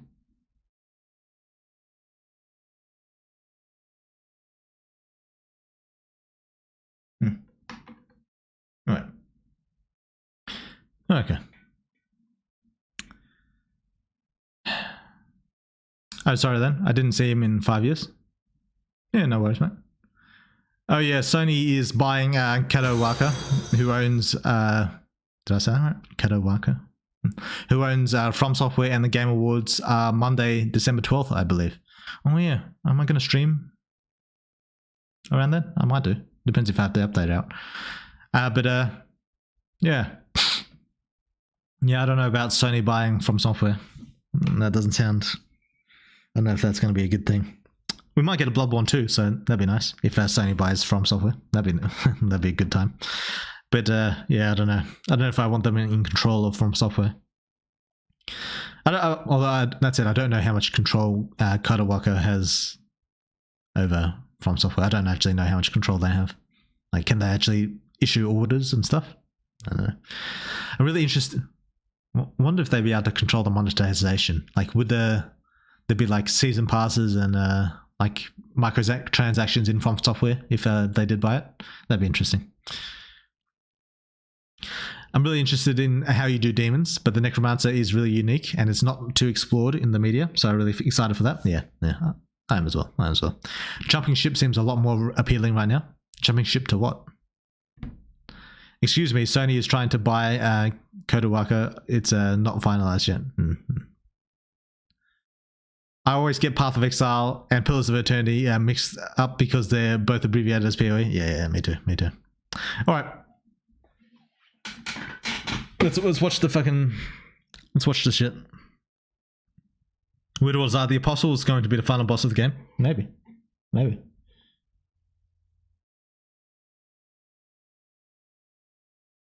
Alright.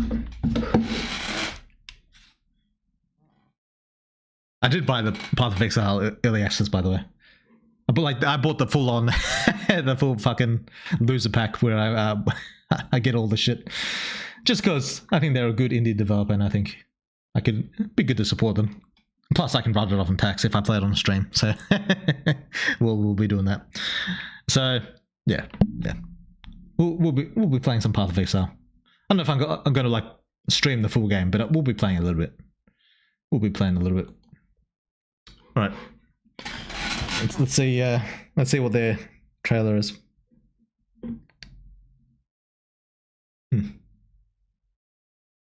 Distance is a thing of beauty, precious, but impermanent.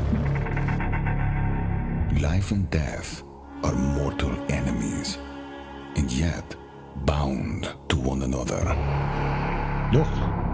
The continuation of life must be protected at all costs. Creepy. Some have said my methods are brutal. To this, I say, there can be no salvation without sacrifice.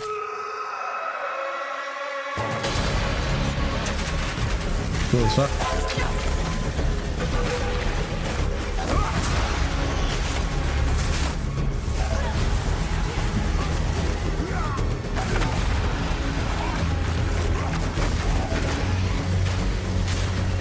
I'm going to be playing Druid, by the way. And maybe Witch as well.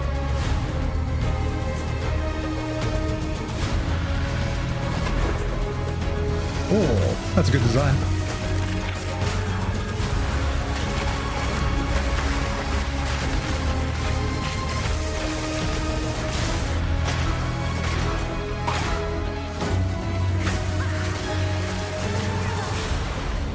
We are faced with the end, and I will do what I must.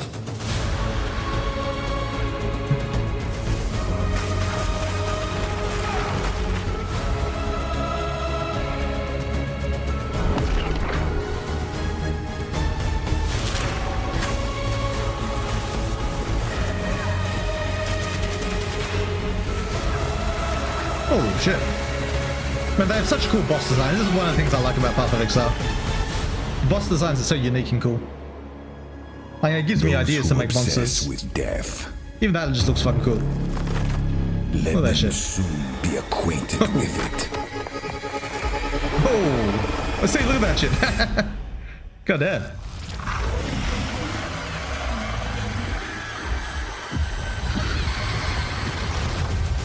Yeah, that's sick as fuck. I'm looking forward to this game.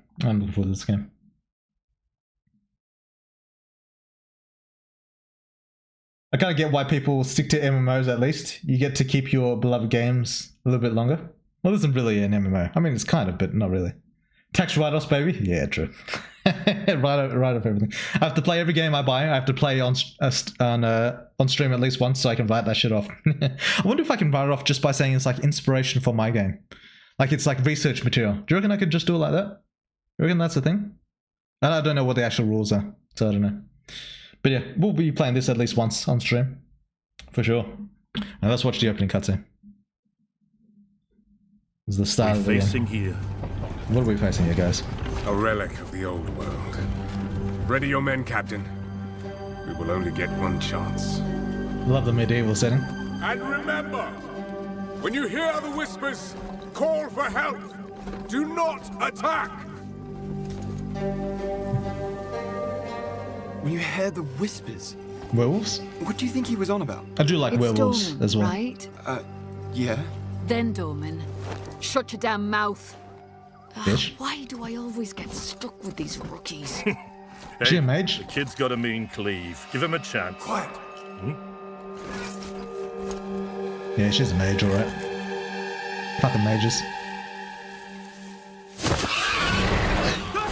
What is that? Ooh. Is that a knife? Oh. Sullen!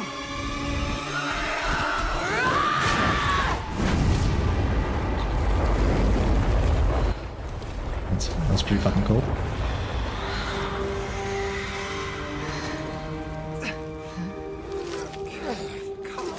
A mean cleave, eh, Captain? Rookie can't even lift his own sword. Captain Oren? Oh, Captain's gone. Captain?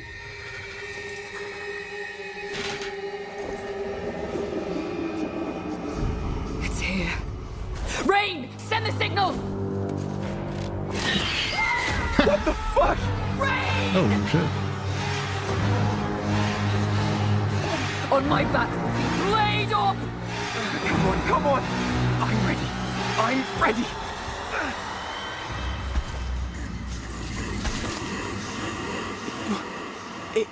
It's a man. No, it's not.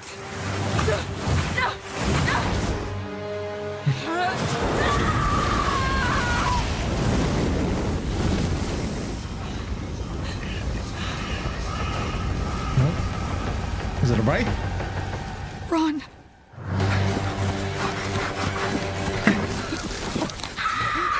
Oh, she's fucked.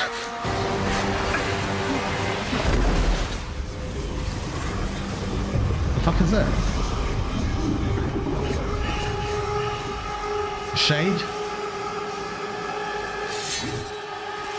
Yeah, whatever. Oh shit! Captain! Captain!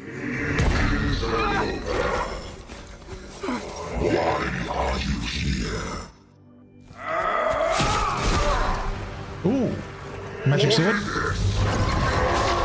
Magic sword, nice.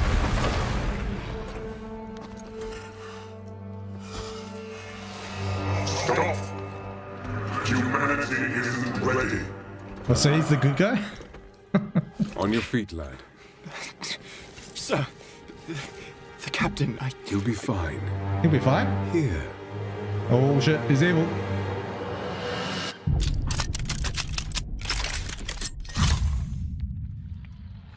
Oh. Can I eat him? He's a fucking alien. Oh shit, it's a face hugger. What is this? Oh fuck. God damn.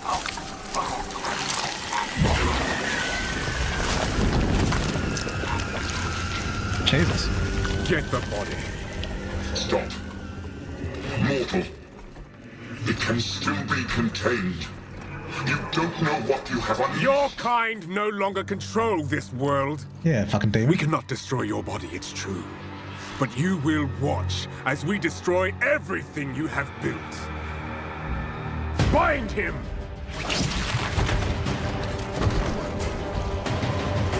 Feed. Grow, my child. I'll make sure you can eat your fill. Jesus.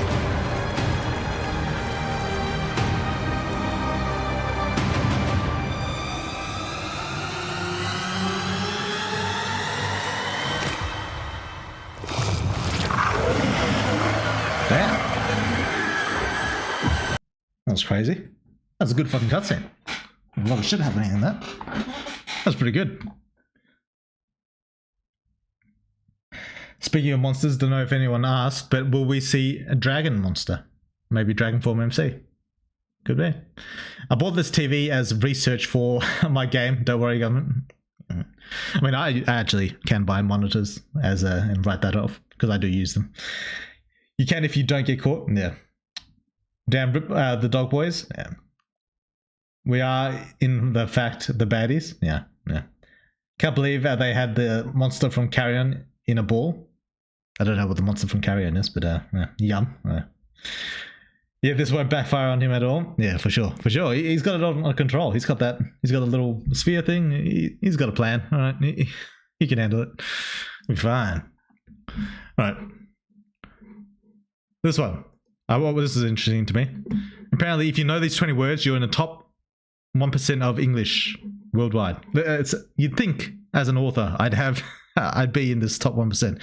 But let's see if I'm actually fucking retarded or if I know these words. All right, let's have a look. In 100 people will know all the words that I'm going to ask you about in this video. Are you that one? Let's find out. Yeah, let's find out. I've got 20 fill-in-the-blank questions, and for each one, you should choose the answer option that makes the most sense in context.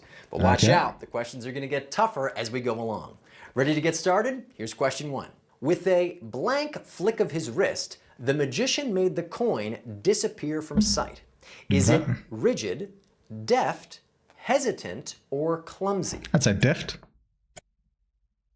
Because deft kind of like means skillful or like fast. Deft, meaning skillful and quick, is correct. I even said it right. With a deft flick of his wrist, multiple choice means I'm cheesing. True. Coin disappear from sight. But I did know what deft if you're means. wondering about these words, I'll put definitions to all the words in this video in a free PDF that you can download below. I mean, to be fair though, all those words could apply. Although you'd think for like, depends if he means magician as in like rabbit out of a hat magician or like magician as in mage. Like for an actual magician, like rabbit out of the hat, deft would be the right one. Question 2. The politician's blank when answering difficult questions earned him respect from both his supporters and critics. Is it flattery, apathy, candor, or indifference? Right. Politicians blank when answering difficult questions earned him. It'd be candor, which would be like honesty, straightforwardness, right?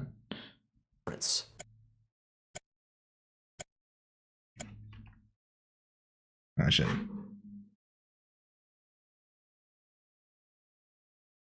Clumsy because it would be more funny. Yeah, that's true. Although I don't imagine the coin would disappear. It'd just fly out of his hand. But yeah, alright. Candor. The word candor refers to this is someone's easy mode. straightforwardness We're still in easy and mode. honesty. Yeah, there we go. The politician's candor when answering difficult questions earned him respect from both his supporters and critics. Alright, we're 2 words in. Question 3. If you blank too long before starting your homework, you won't have time to finish it. Procrastinate? Is it demonstrate, duplicate, demean, or dawdle? Be dawdle. Like wasting time kind of thing. To dawdle is to waste time by being slow or idle. If you dawdle too long before starting your homework, you won't have time to finish it. Question 4. The company's blank attempt to cover up the environmental disaster only worsened their public image. Is it blatant, modest, ambiguous, or altruistic? Well, it'd be blatant, I'd imagine. Like obvious. If something is blatant, it's obvious to the point of being offensive. The company's blatant attempt to cover up the environmental disaster only worsened their public image. All right, we're doing good so far. Question 5. Elena had to blank that balancing work and family was more difficult than she had anticipated. Is it dismiss, promote, refute, Concede. or concede? To like admit, right? To concede something is to admit or acknowledge it grudgingly. Elena had to concede that balancing work and family We're a quarter of was the way more in. I difficult imagine it's than going to she get a had little bit more anticipated. difficult. Question 6. Paul's taste in music is extremely blank. He'll love jazz one week, but hate it the next. Is it fickle, steadfast, flippant, or cavalier? Fickle's like kind of like random. Well, I don't know if random's a good word. It changes a lot. If something is fickle, it changes frequently. Yeah, there we go. Paul's taste in music is extremely fickle. Video was 1, accurate, 2, challenging, 3, clickback. Well, I don't know if I believe that only 1% of the world knows these words, but I assume as we get to like 10 and upwards, we'll get more difficult. He'll love jazz one week, but hate it the next. Question 7. At noon, the sun reached its blank in the sky. Is it Zenith? ellipsis, Oh. horizon, Zenith, there we go. zenith, or aberration? It'd be zenith. That's the highest point. The word zenith refers to the highest point of something. At noon, the sun reached its zenith in the sky. Question 8. That's kind of The a rare shocking word. news was enough to blank the public into demanding immediate action. Is Blank it the public. chastise, rationalize, galvanize, or Galvanize. euthanize? Oh, what does galvanize mean? I know it's a chemistry term to start with, but I guess activate people. That's what it means. To galvanize someone is to excite or shock them into doing something. Euthanize. The shocking news was enough to galvanize the public into Euthanize the demanding public for real? immediate action. True. Question 9. The design of the building was deliberately blank, reflecting the architect's preference for simplicity. Is it ornate, intricate, opulent, Austere. or austere? Austere. What does austere mean, actually? It's not a word I use very often. It's like, I feel like it's kind of like demure. Like, you can kind of infer it based on the sentence, but still. When austere refers to something like Plain, design, yeah. it means plain and unadorned. The design of the building was deliberately austere, reflecting the architect's preference for Euthanize the simplicity. Danes. Question 10. Students who blank the school's dress code will be required to serve detention. Is it expunge, venerate, flout, No. or I accommodate? wasn't even listening. Students who what the school's dress code will be required to serve detention? Be flout. Kind of like disregard, right? To flout a rule or a law means to intentionally disobey it. A day-to-day Students who expunge? flout the True. school's dress code will be required to serve detention. Congratulations, you've made it to the halfway Alright, point. now we're gonna get Excellent harder, work. I assume. And if you'd like to see more quizzes like this, please do hit those like and subscribe buttons. Okay, the questions are going to get tougher and tougher from this point on, so keep that thinking cap on tight, and good luck. Question 11. Amanda took a blank from her studies to focus on her health and well-being. Is it hiatus, revival, Hiatus. subsidy, or sinecure? I don't know what sinecure means. What the fuck is a sinecure? Right, this is the first word I don't know. Does anyone know what a sinecure is? I have no idea. I have no fucking idea. Obviously, hiatus. Take a holiday. A break. Maybe they are naked because their The uniform was word expunged. hiatus True. refers to a pause or a Light novel break in fans know this something. one. Amanda took a hiatus from her Yeah, studies true. to focus on her health and well-being. True. Damn, that's Question tough. 12. That's a tough The time. speaker's blank observations were met with yawns and disinterest from the audience. Okay. Is it dynamic, eclectic, banal, Be banal. or haughty? What does that eclectic mean? Fuck. Square for 7 months. Oh, thanks, King Ernest. Yeah, appreciate that. 7 months. Very kind of you. Eclectic. Peculiar, if I recall correctly. I don't use eclectic very often. But this one would be banal. Boring. If something is banal or banal, it's unoriginal Banal. and boring. The speaker's banal observations Eclectic were means met with weird, though, yawns does and it? disinterest from the audience. Question 13. The artist's vision began to blank as he combined different elements into a single masterpiece. Is it coalesce, isolate, Coalesce. metastasize, Ooh. or distort? Metastasize, no, it'd be coalesce. You like bring together. He says combine here. What does metastasize mean? What the fuck does that mean? I feel like that means like kind of like build up. I feel like that's what metastasize means, but I'm not sure. That's what cancer cells do, metastasize. So it is build up. Okay. I got it right, I think. To coalesce means to come together. The artist's vision began to coalesce as he combined different elements into a single masterpiece. Question 14. Rachel is a dedicated vegan. Nice. Eating meat is blank to both her values and tastes. Is it elusive, acerbic, anathema, or trenchant? Be anathema, because like anathema is like the bane of a certain thing, like the weakness or whatever. What the fuck does acerbic mean though? We're getting some. And trenchant. What the fuck does trenchant mean? Acerbic and trenchant. I have no idea what these two mean. I feel like he should have made like words based on these two, because I wouldn't. Anathema is, you know, it's not a common word, but you know. Yeah, I've heard it in medical terms mostly. Yeah, it feels like nobody uses half these words in normal conversation. True, but that's where you do. That's where you got to do it for writing. No, you think? Oh, thanks for following, Penna. No, Woodward himself is the final boss. Sorry if that was a spoiler. True. And up because of the prefix. If something is anathema, it's strongly disliked or opposed. Rachel is a dedicated vegan. Eating meat is anathema to both her values and It's a very fancy way of saying it, though. Question 15. The therapist's blank demeanor was instrumental in helping her patients remain hopeful during the recovery process. Is it sanguine, pernicious, apoplectic, or tenuous? Actually, I don't know about this one. I don't know what apoplectic or pernicious mean. Sanguine could mean like calm, right? Calm and like serene. I think I'm going to go with sanguine, but only because I don't know what the fuck pernicious and apoplectic mean. They don't sound very good for a psychologist.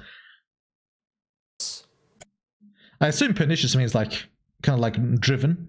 That's what it sounds like to me. I'm not sure. And apoplectic to me sounds like confused. I'm not sure if either of those are correct. But sanguine I think means like kind of serene. Apoplectic, very angry. Tenuous, very tense. Well, I know what tenuous means. But apoplectic means very angry. Is that true? Sounds like a penguin, so I'm choosing it. True. Sanguine.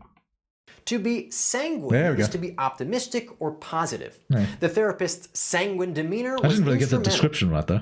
I'm pretty sure you can use it the way I said it though. In helping her patients remain hopeful during the recovery process. I just remember sanguine is from fucking from Warhammer, the Primarch. Question 16. The lawyer blanked at the terms of the agreement, suggesting they were unfair and needed revision. Is it recanted, exceeded, abrogated, or demurred? Recanted feels like a weird...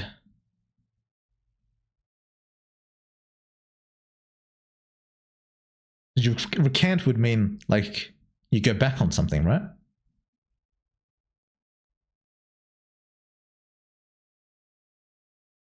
Acceded? I don't know why you'd accede to something that you are unfair. I'm going to go abrogated, but I don't actually know what abrogated means.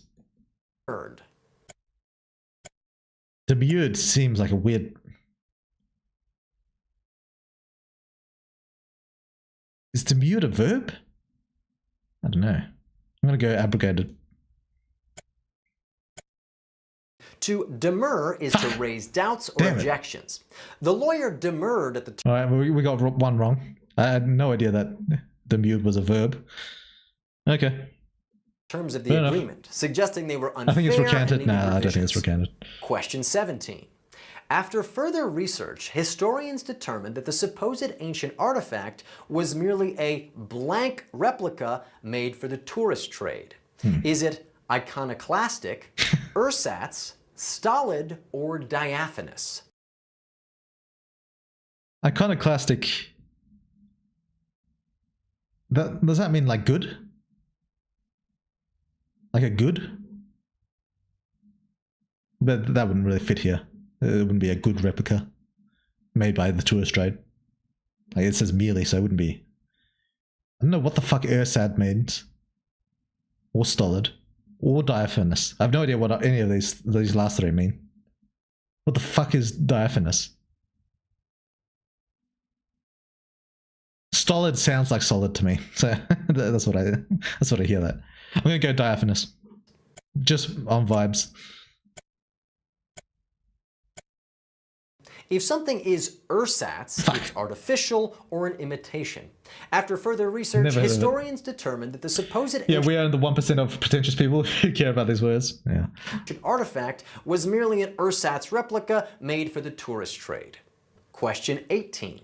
The philosopher's vision for a utopian society was dismissed by her critics as a blank. Okay. Is it paradigm, tautology, chimera, or touchstone?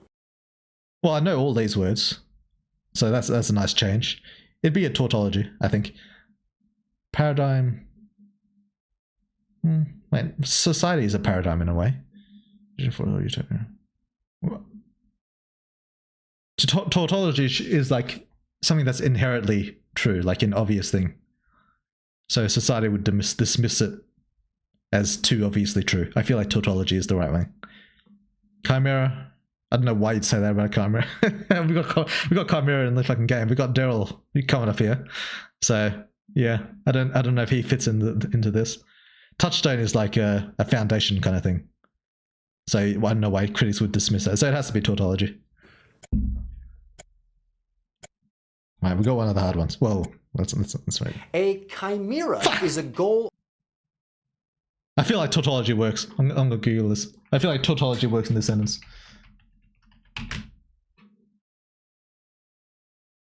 Yeah. Same thing twice. So, yeah, so it's something that's obvious. I'm going to say it works. I'm going to say it fucking works. Wow, what a twist. Yeah. Fucking hell. God damn it. Damn, I finally managed to catch your stream. Hey, weird. Hey, Cyber. How's it been? Chimera. Or a dream that That's not how I use Chimera. I use Chimera a lot. That's not how I use it. I feel like Chimera, even in like just the normal type of thing, is be like a combination of different things, not like an impossible goal or dream. I've never heard it used like that. But all right. That's impossible to achieve. The philosopher's vision for a utopian society was dismissed by her critics as a chimera. Question 19. The airplane manufacturer's apparent disregard for passenger safety has earned it widespread blank. Is it gestalt, obloquy, cathexis, or anomie? Fuck. I know just gestalt from near. We know that. Don't know any of these other fucking words. Manufacturer apparently described the passenger safety has earned it widespread anomie. Because it kind of sounds like animosity. So, damn, shots fired at Boeing. Who the fuck is Boeing? Cathexis as in Alexis? True. Gerald really is the smartest. So true. Catholic. Alexis, yeah. The word obloquy refers Is that what I said? No, I said anomie. Alright, to we fucked strong it. criticism or condemnation. The airplane manufacturer's apparent disregard for passenger safety has earned it widespread obloquy. Okay. And finally, question Last 20. one. The See if we can get the last one. autobiography had a noticeable blank and left out crucial information about the author's early years. Is it syllogism, lacuna, encomium, or penumbra? Penumbra, what does that mean? I feel like penumbra means like darkness or something like that.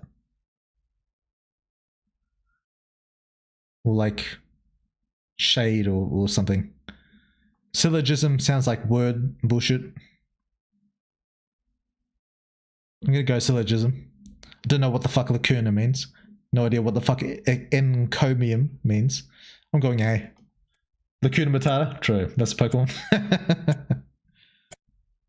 A lacuna is Fuck, a it is missing lacuna. part or gap in something. Alright, The we fucked it. autobiography had a noticeable lacuna Wouldn't that and be left Umbra? out I crucial don't know. information about the author's early years. Let's look it up. We don't need to guess. We've got Google here. Including parts of a shadow. Yeah, see? I know what I'm talking about. A medical term, what does that mean?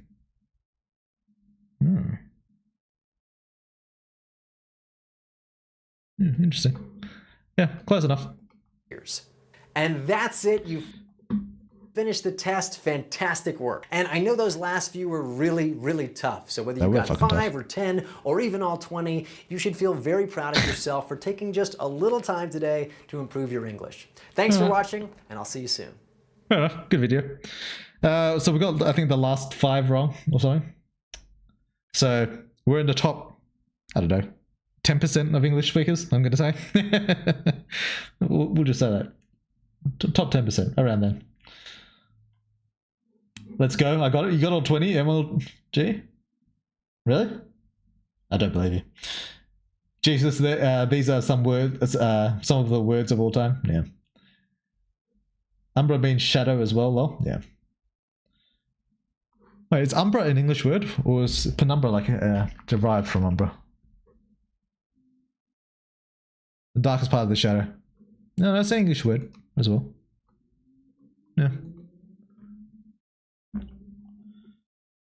It definitely got more niche words that have tons of better and more practical words for everyday use. Yeah, towards the end though. No, the last one.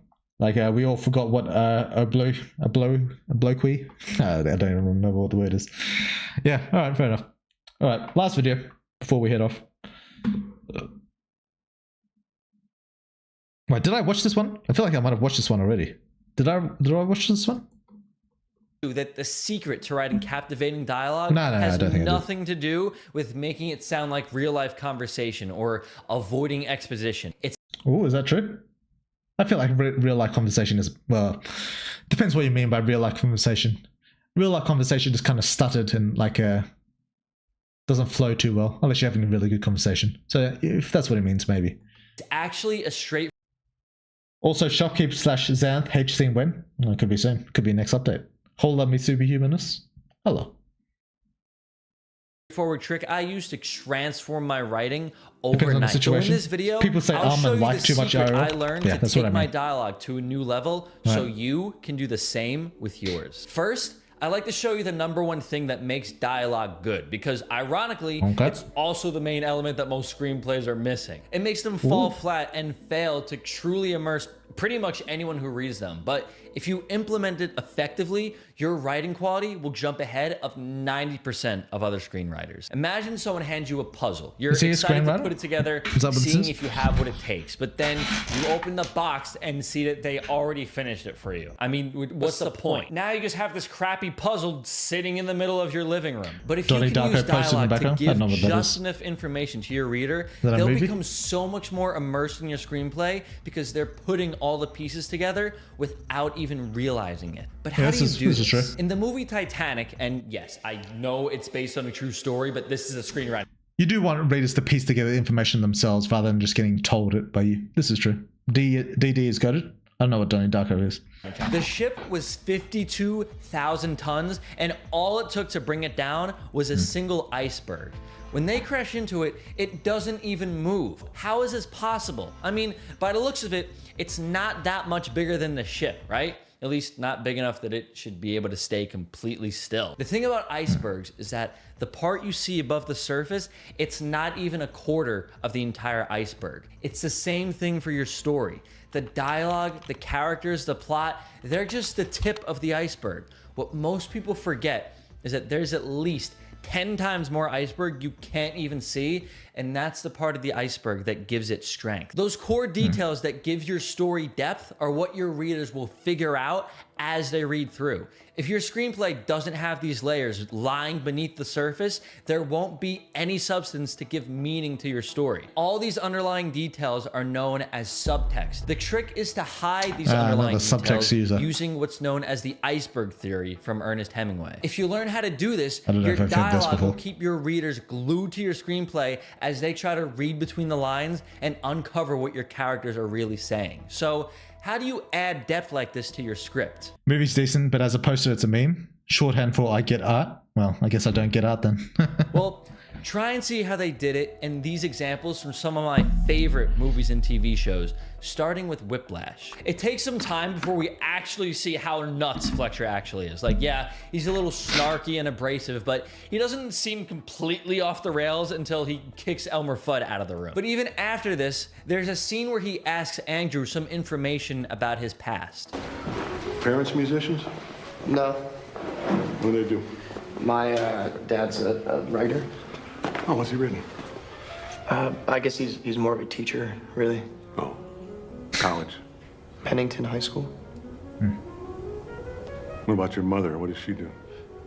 I don't know. She left when I was a baby. This seems like a normal interaction, right? Like Andrew's a new student and Fletcher's just trying to get to know him. But then not 10 minutes later, this happens. Whose mommy left daddy when she figured out he wasn't Eugene O'Neill, and who is now weeping and slobbering all over my drum set. Did Fletcher outright say to Andrew, hey, can you tell me the stuff about yourself so I can use it against you and cause you emotional turmoil? No, he comes to him with this sort of like this facade that he's trying to make him feel welcome and comfortable, and yet he just wants to get off on the right foot. Dialogue becomes powerful when characters have hidden agendas. How do you bring this depth into your own dialogue? Imagine one of your characters gets a flat tire and he flags down another driver for help. They chat about where they're from, how their day's been, and they seem genuinely interested. What they don't reveal is that their friend is hot wiring their car in the background and the conversation is just a distraction. Now, every question they ask is loaded with this hidden meaning. It's this hidden agenda that adds layers of depth to the otherwise simple dialogue. And everything seems so innocent on the surface, but because we know the real motivation, every single word carries more weight. The key for this step is to make sure that your characters never say what their true intentions are. Just beat around the bush as much as you possibly can. Here's the next ingredient most scripts are lacking. I don't know. I do like this tip. Having a hidden agenda that the readers have to kind of like pass through and like consider for themselves. I do like that, and I do kind of do that, but it's not something like I intentionally like strive to do. I don't know, and I also don't know how often it should be done. Should it, like, for a conversation between the MC and like Daryl, for example, does there really need to be a hidden agenda? And I get that he's exaggerating, that you probably shouldn't be doing like all the time, but I don't know how often it should be done. I think there's probably a right balance. And I'm not sure what that balance should be. Pretty much Ella? Yeah, pretty much Ella. But, yeah. I feel like subtext is bad nowadays because people don't want to figure shit out. Yeah, I mean, it depends how you do it. You don't want subtext that's like overly oppressive. It's just that you want the kind of subtext that makes people feel good about figuring things out. Like, it's easy to figure out, but it still feels good when you do it. So you have to stick to like the right kind of balance. Ella is openly secretive. She is openly secretive. True. But that was kind of like a, I don't know if parody is the right word. But like a little twist I did on the people who are like unnecessarily cryptic and kind of annoying in the way that they talk. I feel like I might kind of make it Ella as in like very obvious about it, and she kind of like does it to like fuck with people instead of just being like obviously very secretive, kind of like Deus is. Like Ella's the kind of one who's like she's being secretive like to fuck with you a little bit, or at least that's how she kind of makes it seem. Yeah, I meant more subtext is done poorly, not at all, because people want things to be told straight. True, that's true. But yeah, subtext is like a careful thing you got to craft. Like, it has to be kind of obvious, but also kind of not too obvious in a way that makes people feel good when they like kind of figure it out for themselves. I wouldn't be surprised if Ella isn't even her actual name at this point. Who knows? I think it's something the I do speaking with the MC while trying to take control. Could be. Like, not obviously obvious. Yeah. And without it, your characters will feel flat and your dialogue will lack the depth that actually needs to hook people. This scene was actually the key that helped me understand what subtext even is. And it's from one of my favorite movies, Crazy Stupid Love. The movie kicks off with Cal being divorced by Emily. He spends most of the movie trying to get over her, but really he's still in love with her. Only we learn he's not alone in this as he thinks he is. Because I'm in the basement and I'm trying to get the water heater working because the pilot light's out and I don't know how to relight it. So I'm sorry to bother you. No, it's fine. That's fine. Call me. I'm glad you called about this. I'll just walk you through it, okay? Okay. All right, so there's a gray door. You see the gray door? Yeah. Okay, just slide that down. Okay. There's a red button. The word push on it. I wrote the word push on it. So you push it and you turn it to the right. I got it. What sticks out as obvious in this? For starters, she's very clearly not in the basement looking at the pilot light. So why is she asking Cal, her ex-husband, who she divorced, how that's to a very fix good it scene. when she's literally in the dining room? Is she mentally disabled?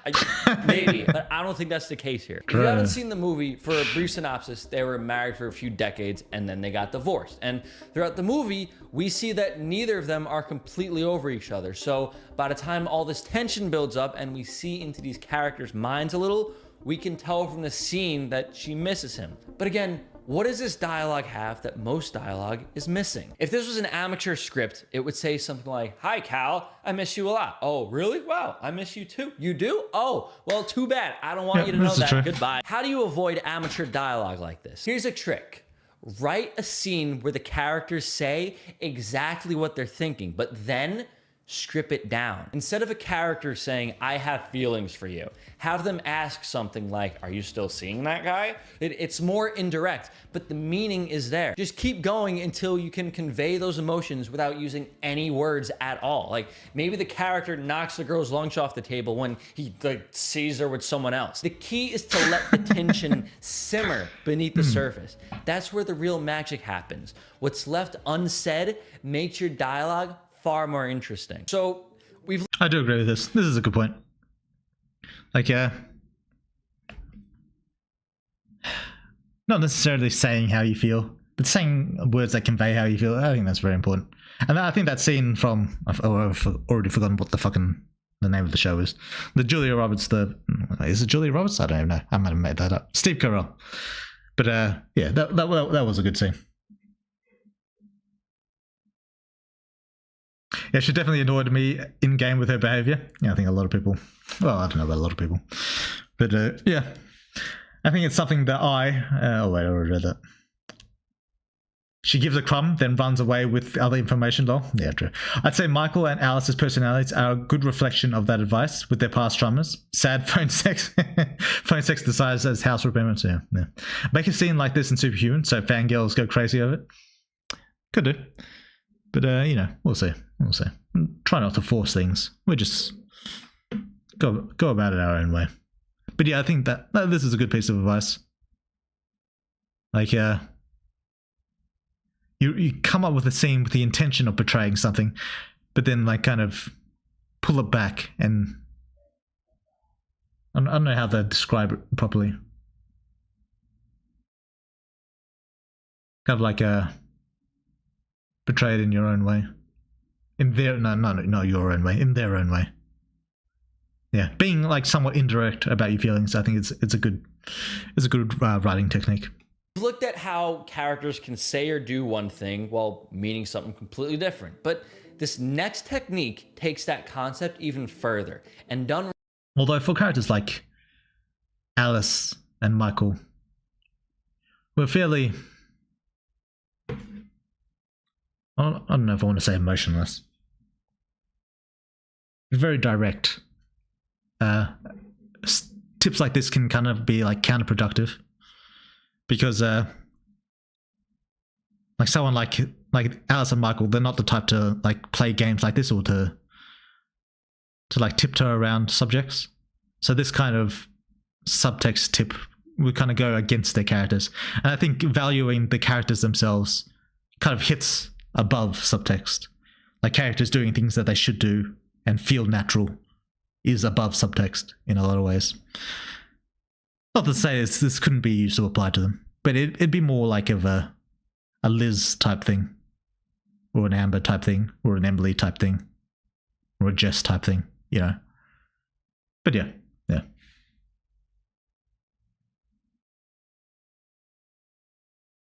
We should watch a video on sex dialogue tips. Unironically would be a better tip video. Yeah. I don't know how Twitch or YouTube feels about that though. Tip video, gotcha. Yeah, no. Michael is very blunt, yeah. I mean, I meant the previous tip. Yeah, stunted. Well, in their own way they are. About underlying context, I'd say Michael and Alice are out of touch with their emotions, or disconnected rather than emotionless. It depends on what... well, Alice and Michael are very different characters, so it depends on which one you're talking about. But, yeah, we'll get into that when the game progresses. We'll see. Will you do Michael's backstory, like his first experiences in the streets, or will you focus around the MC for the rest of the story? It depends what you mean about the rest of the story, and it's possible we'll get a little bit of insight. Or maybe repress. It could be repress. It could be a lot of things. But we'll see. Right. We'll see. It's the one thing that can elevate your dialogue to a whole other level. This time, I'll be using one of my favorite TV shows, Seinfeld. And this episode is considered the best episode of all time. And I believe this right here is the reason. The episode is called The Contest. And in it, the characters have, well, a contest. They want to see who can hold out the longest without, you know, like, do I need to say it? I've seen this. Yeah. My mother caught me. Caught you? Doing what? You know. I was alone. You mean? Throughout the entire episode, not once do they explicitly say what the context is. Instead, they give you just enough so that the audience can put it together on their own. And this all goes this is what I was saying about like obvious subtext. Although I think this is a bit too obvious. Not it's too obvious in the right way. It's like it's meant to be this obvious. But yeah, obvious idea. Back to having the audience putting the pieces together. It makes them think. As Pixar says, the unifying theory of 2 + 2. Don't give them 4, give them 2 + 2. But how can you do this yourself? Well, here's an exercise that I love to do just to practice working on making sure there's subtext in my dialogue. Anna and Mike glare at each other from opposing seats. Their lawyer mediates in the middle. Anna slides a piece of paper over to Mike, never taking her eyes off him. Mike grabs the paper and flips through. A single tear streams down his face. He looks up. Just like that. 20 years means nothing to you, huh? Anna grits her teeth. Just sign it if you ever want to see the kids again. What were you able to deduce from this? They're getting a divorce, right? But I never actually said the word divorce in there, did I? That was good. You didn't need me to, though. The context, it's all there for you to figure it out. That's what subtext is about.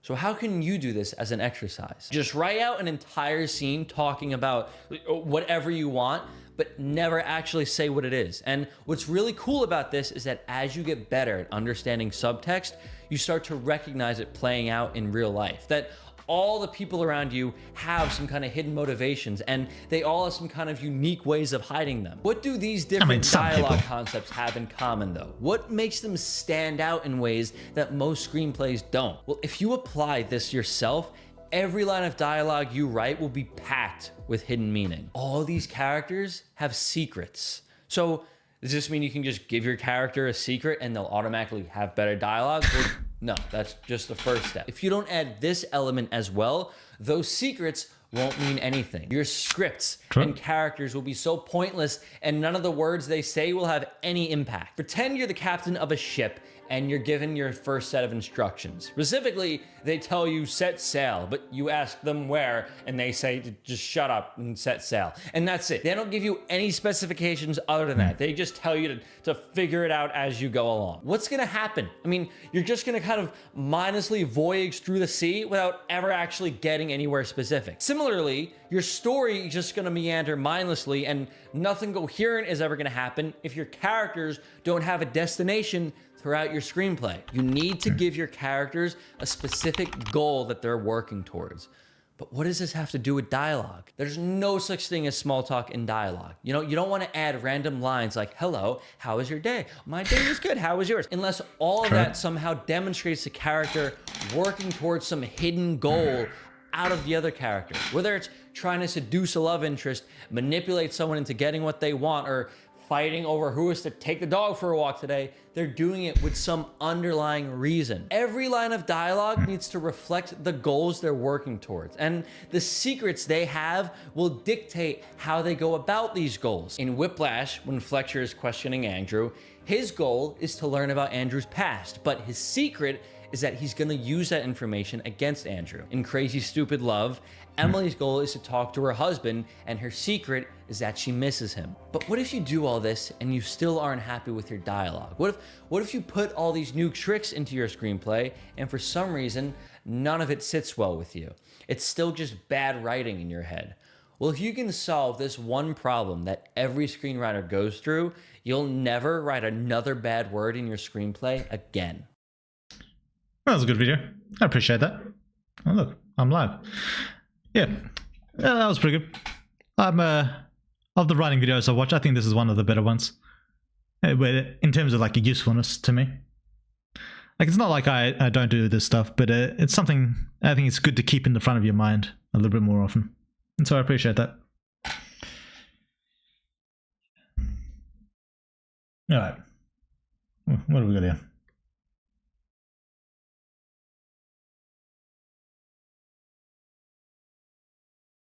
I feel like Alice's part was mostly shown and even conveyed in her dream scene. Alice's part?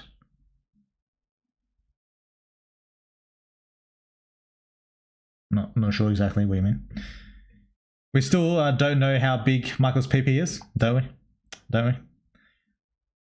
we? They were doing cocaine, Michael's a bitch. Yeah, true. Our Michael is cool and strong and wouldn't shed one tear if he got divorced. Yeah. Michael will take out his divorce frustrations on an army of monsters. MC would probably fuck an army of monsters instead. Well, it depends on what the monsters look like, but sure. Divorce Michael greater than level 5. Fem MC would fuck Michael to make him feel better. Fem MC is best friend, so loyal. No. Subtext is the cowards. Is for cowards. Great related video. Wait, is that someone? Did someone say that? Oh yeah. That's funny. That's funny. How tall is the MC in game? I don't remember it being mentioned. It changes depending on how he's feeling, what he's doing. But around default, around 6'8". That's around what he is. Anyway, this was good. We got a few good tips out of that, and we talked for a bit about, you know, some of my plans for Superhuman, some other games, and you know, I think I got some ideas for my Steam thing.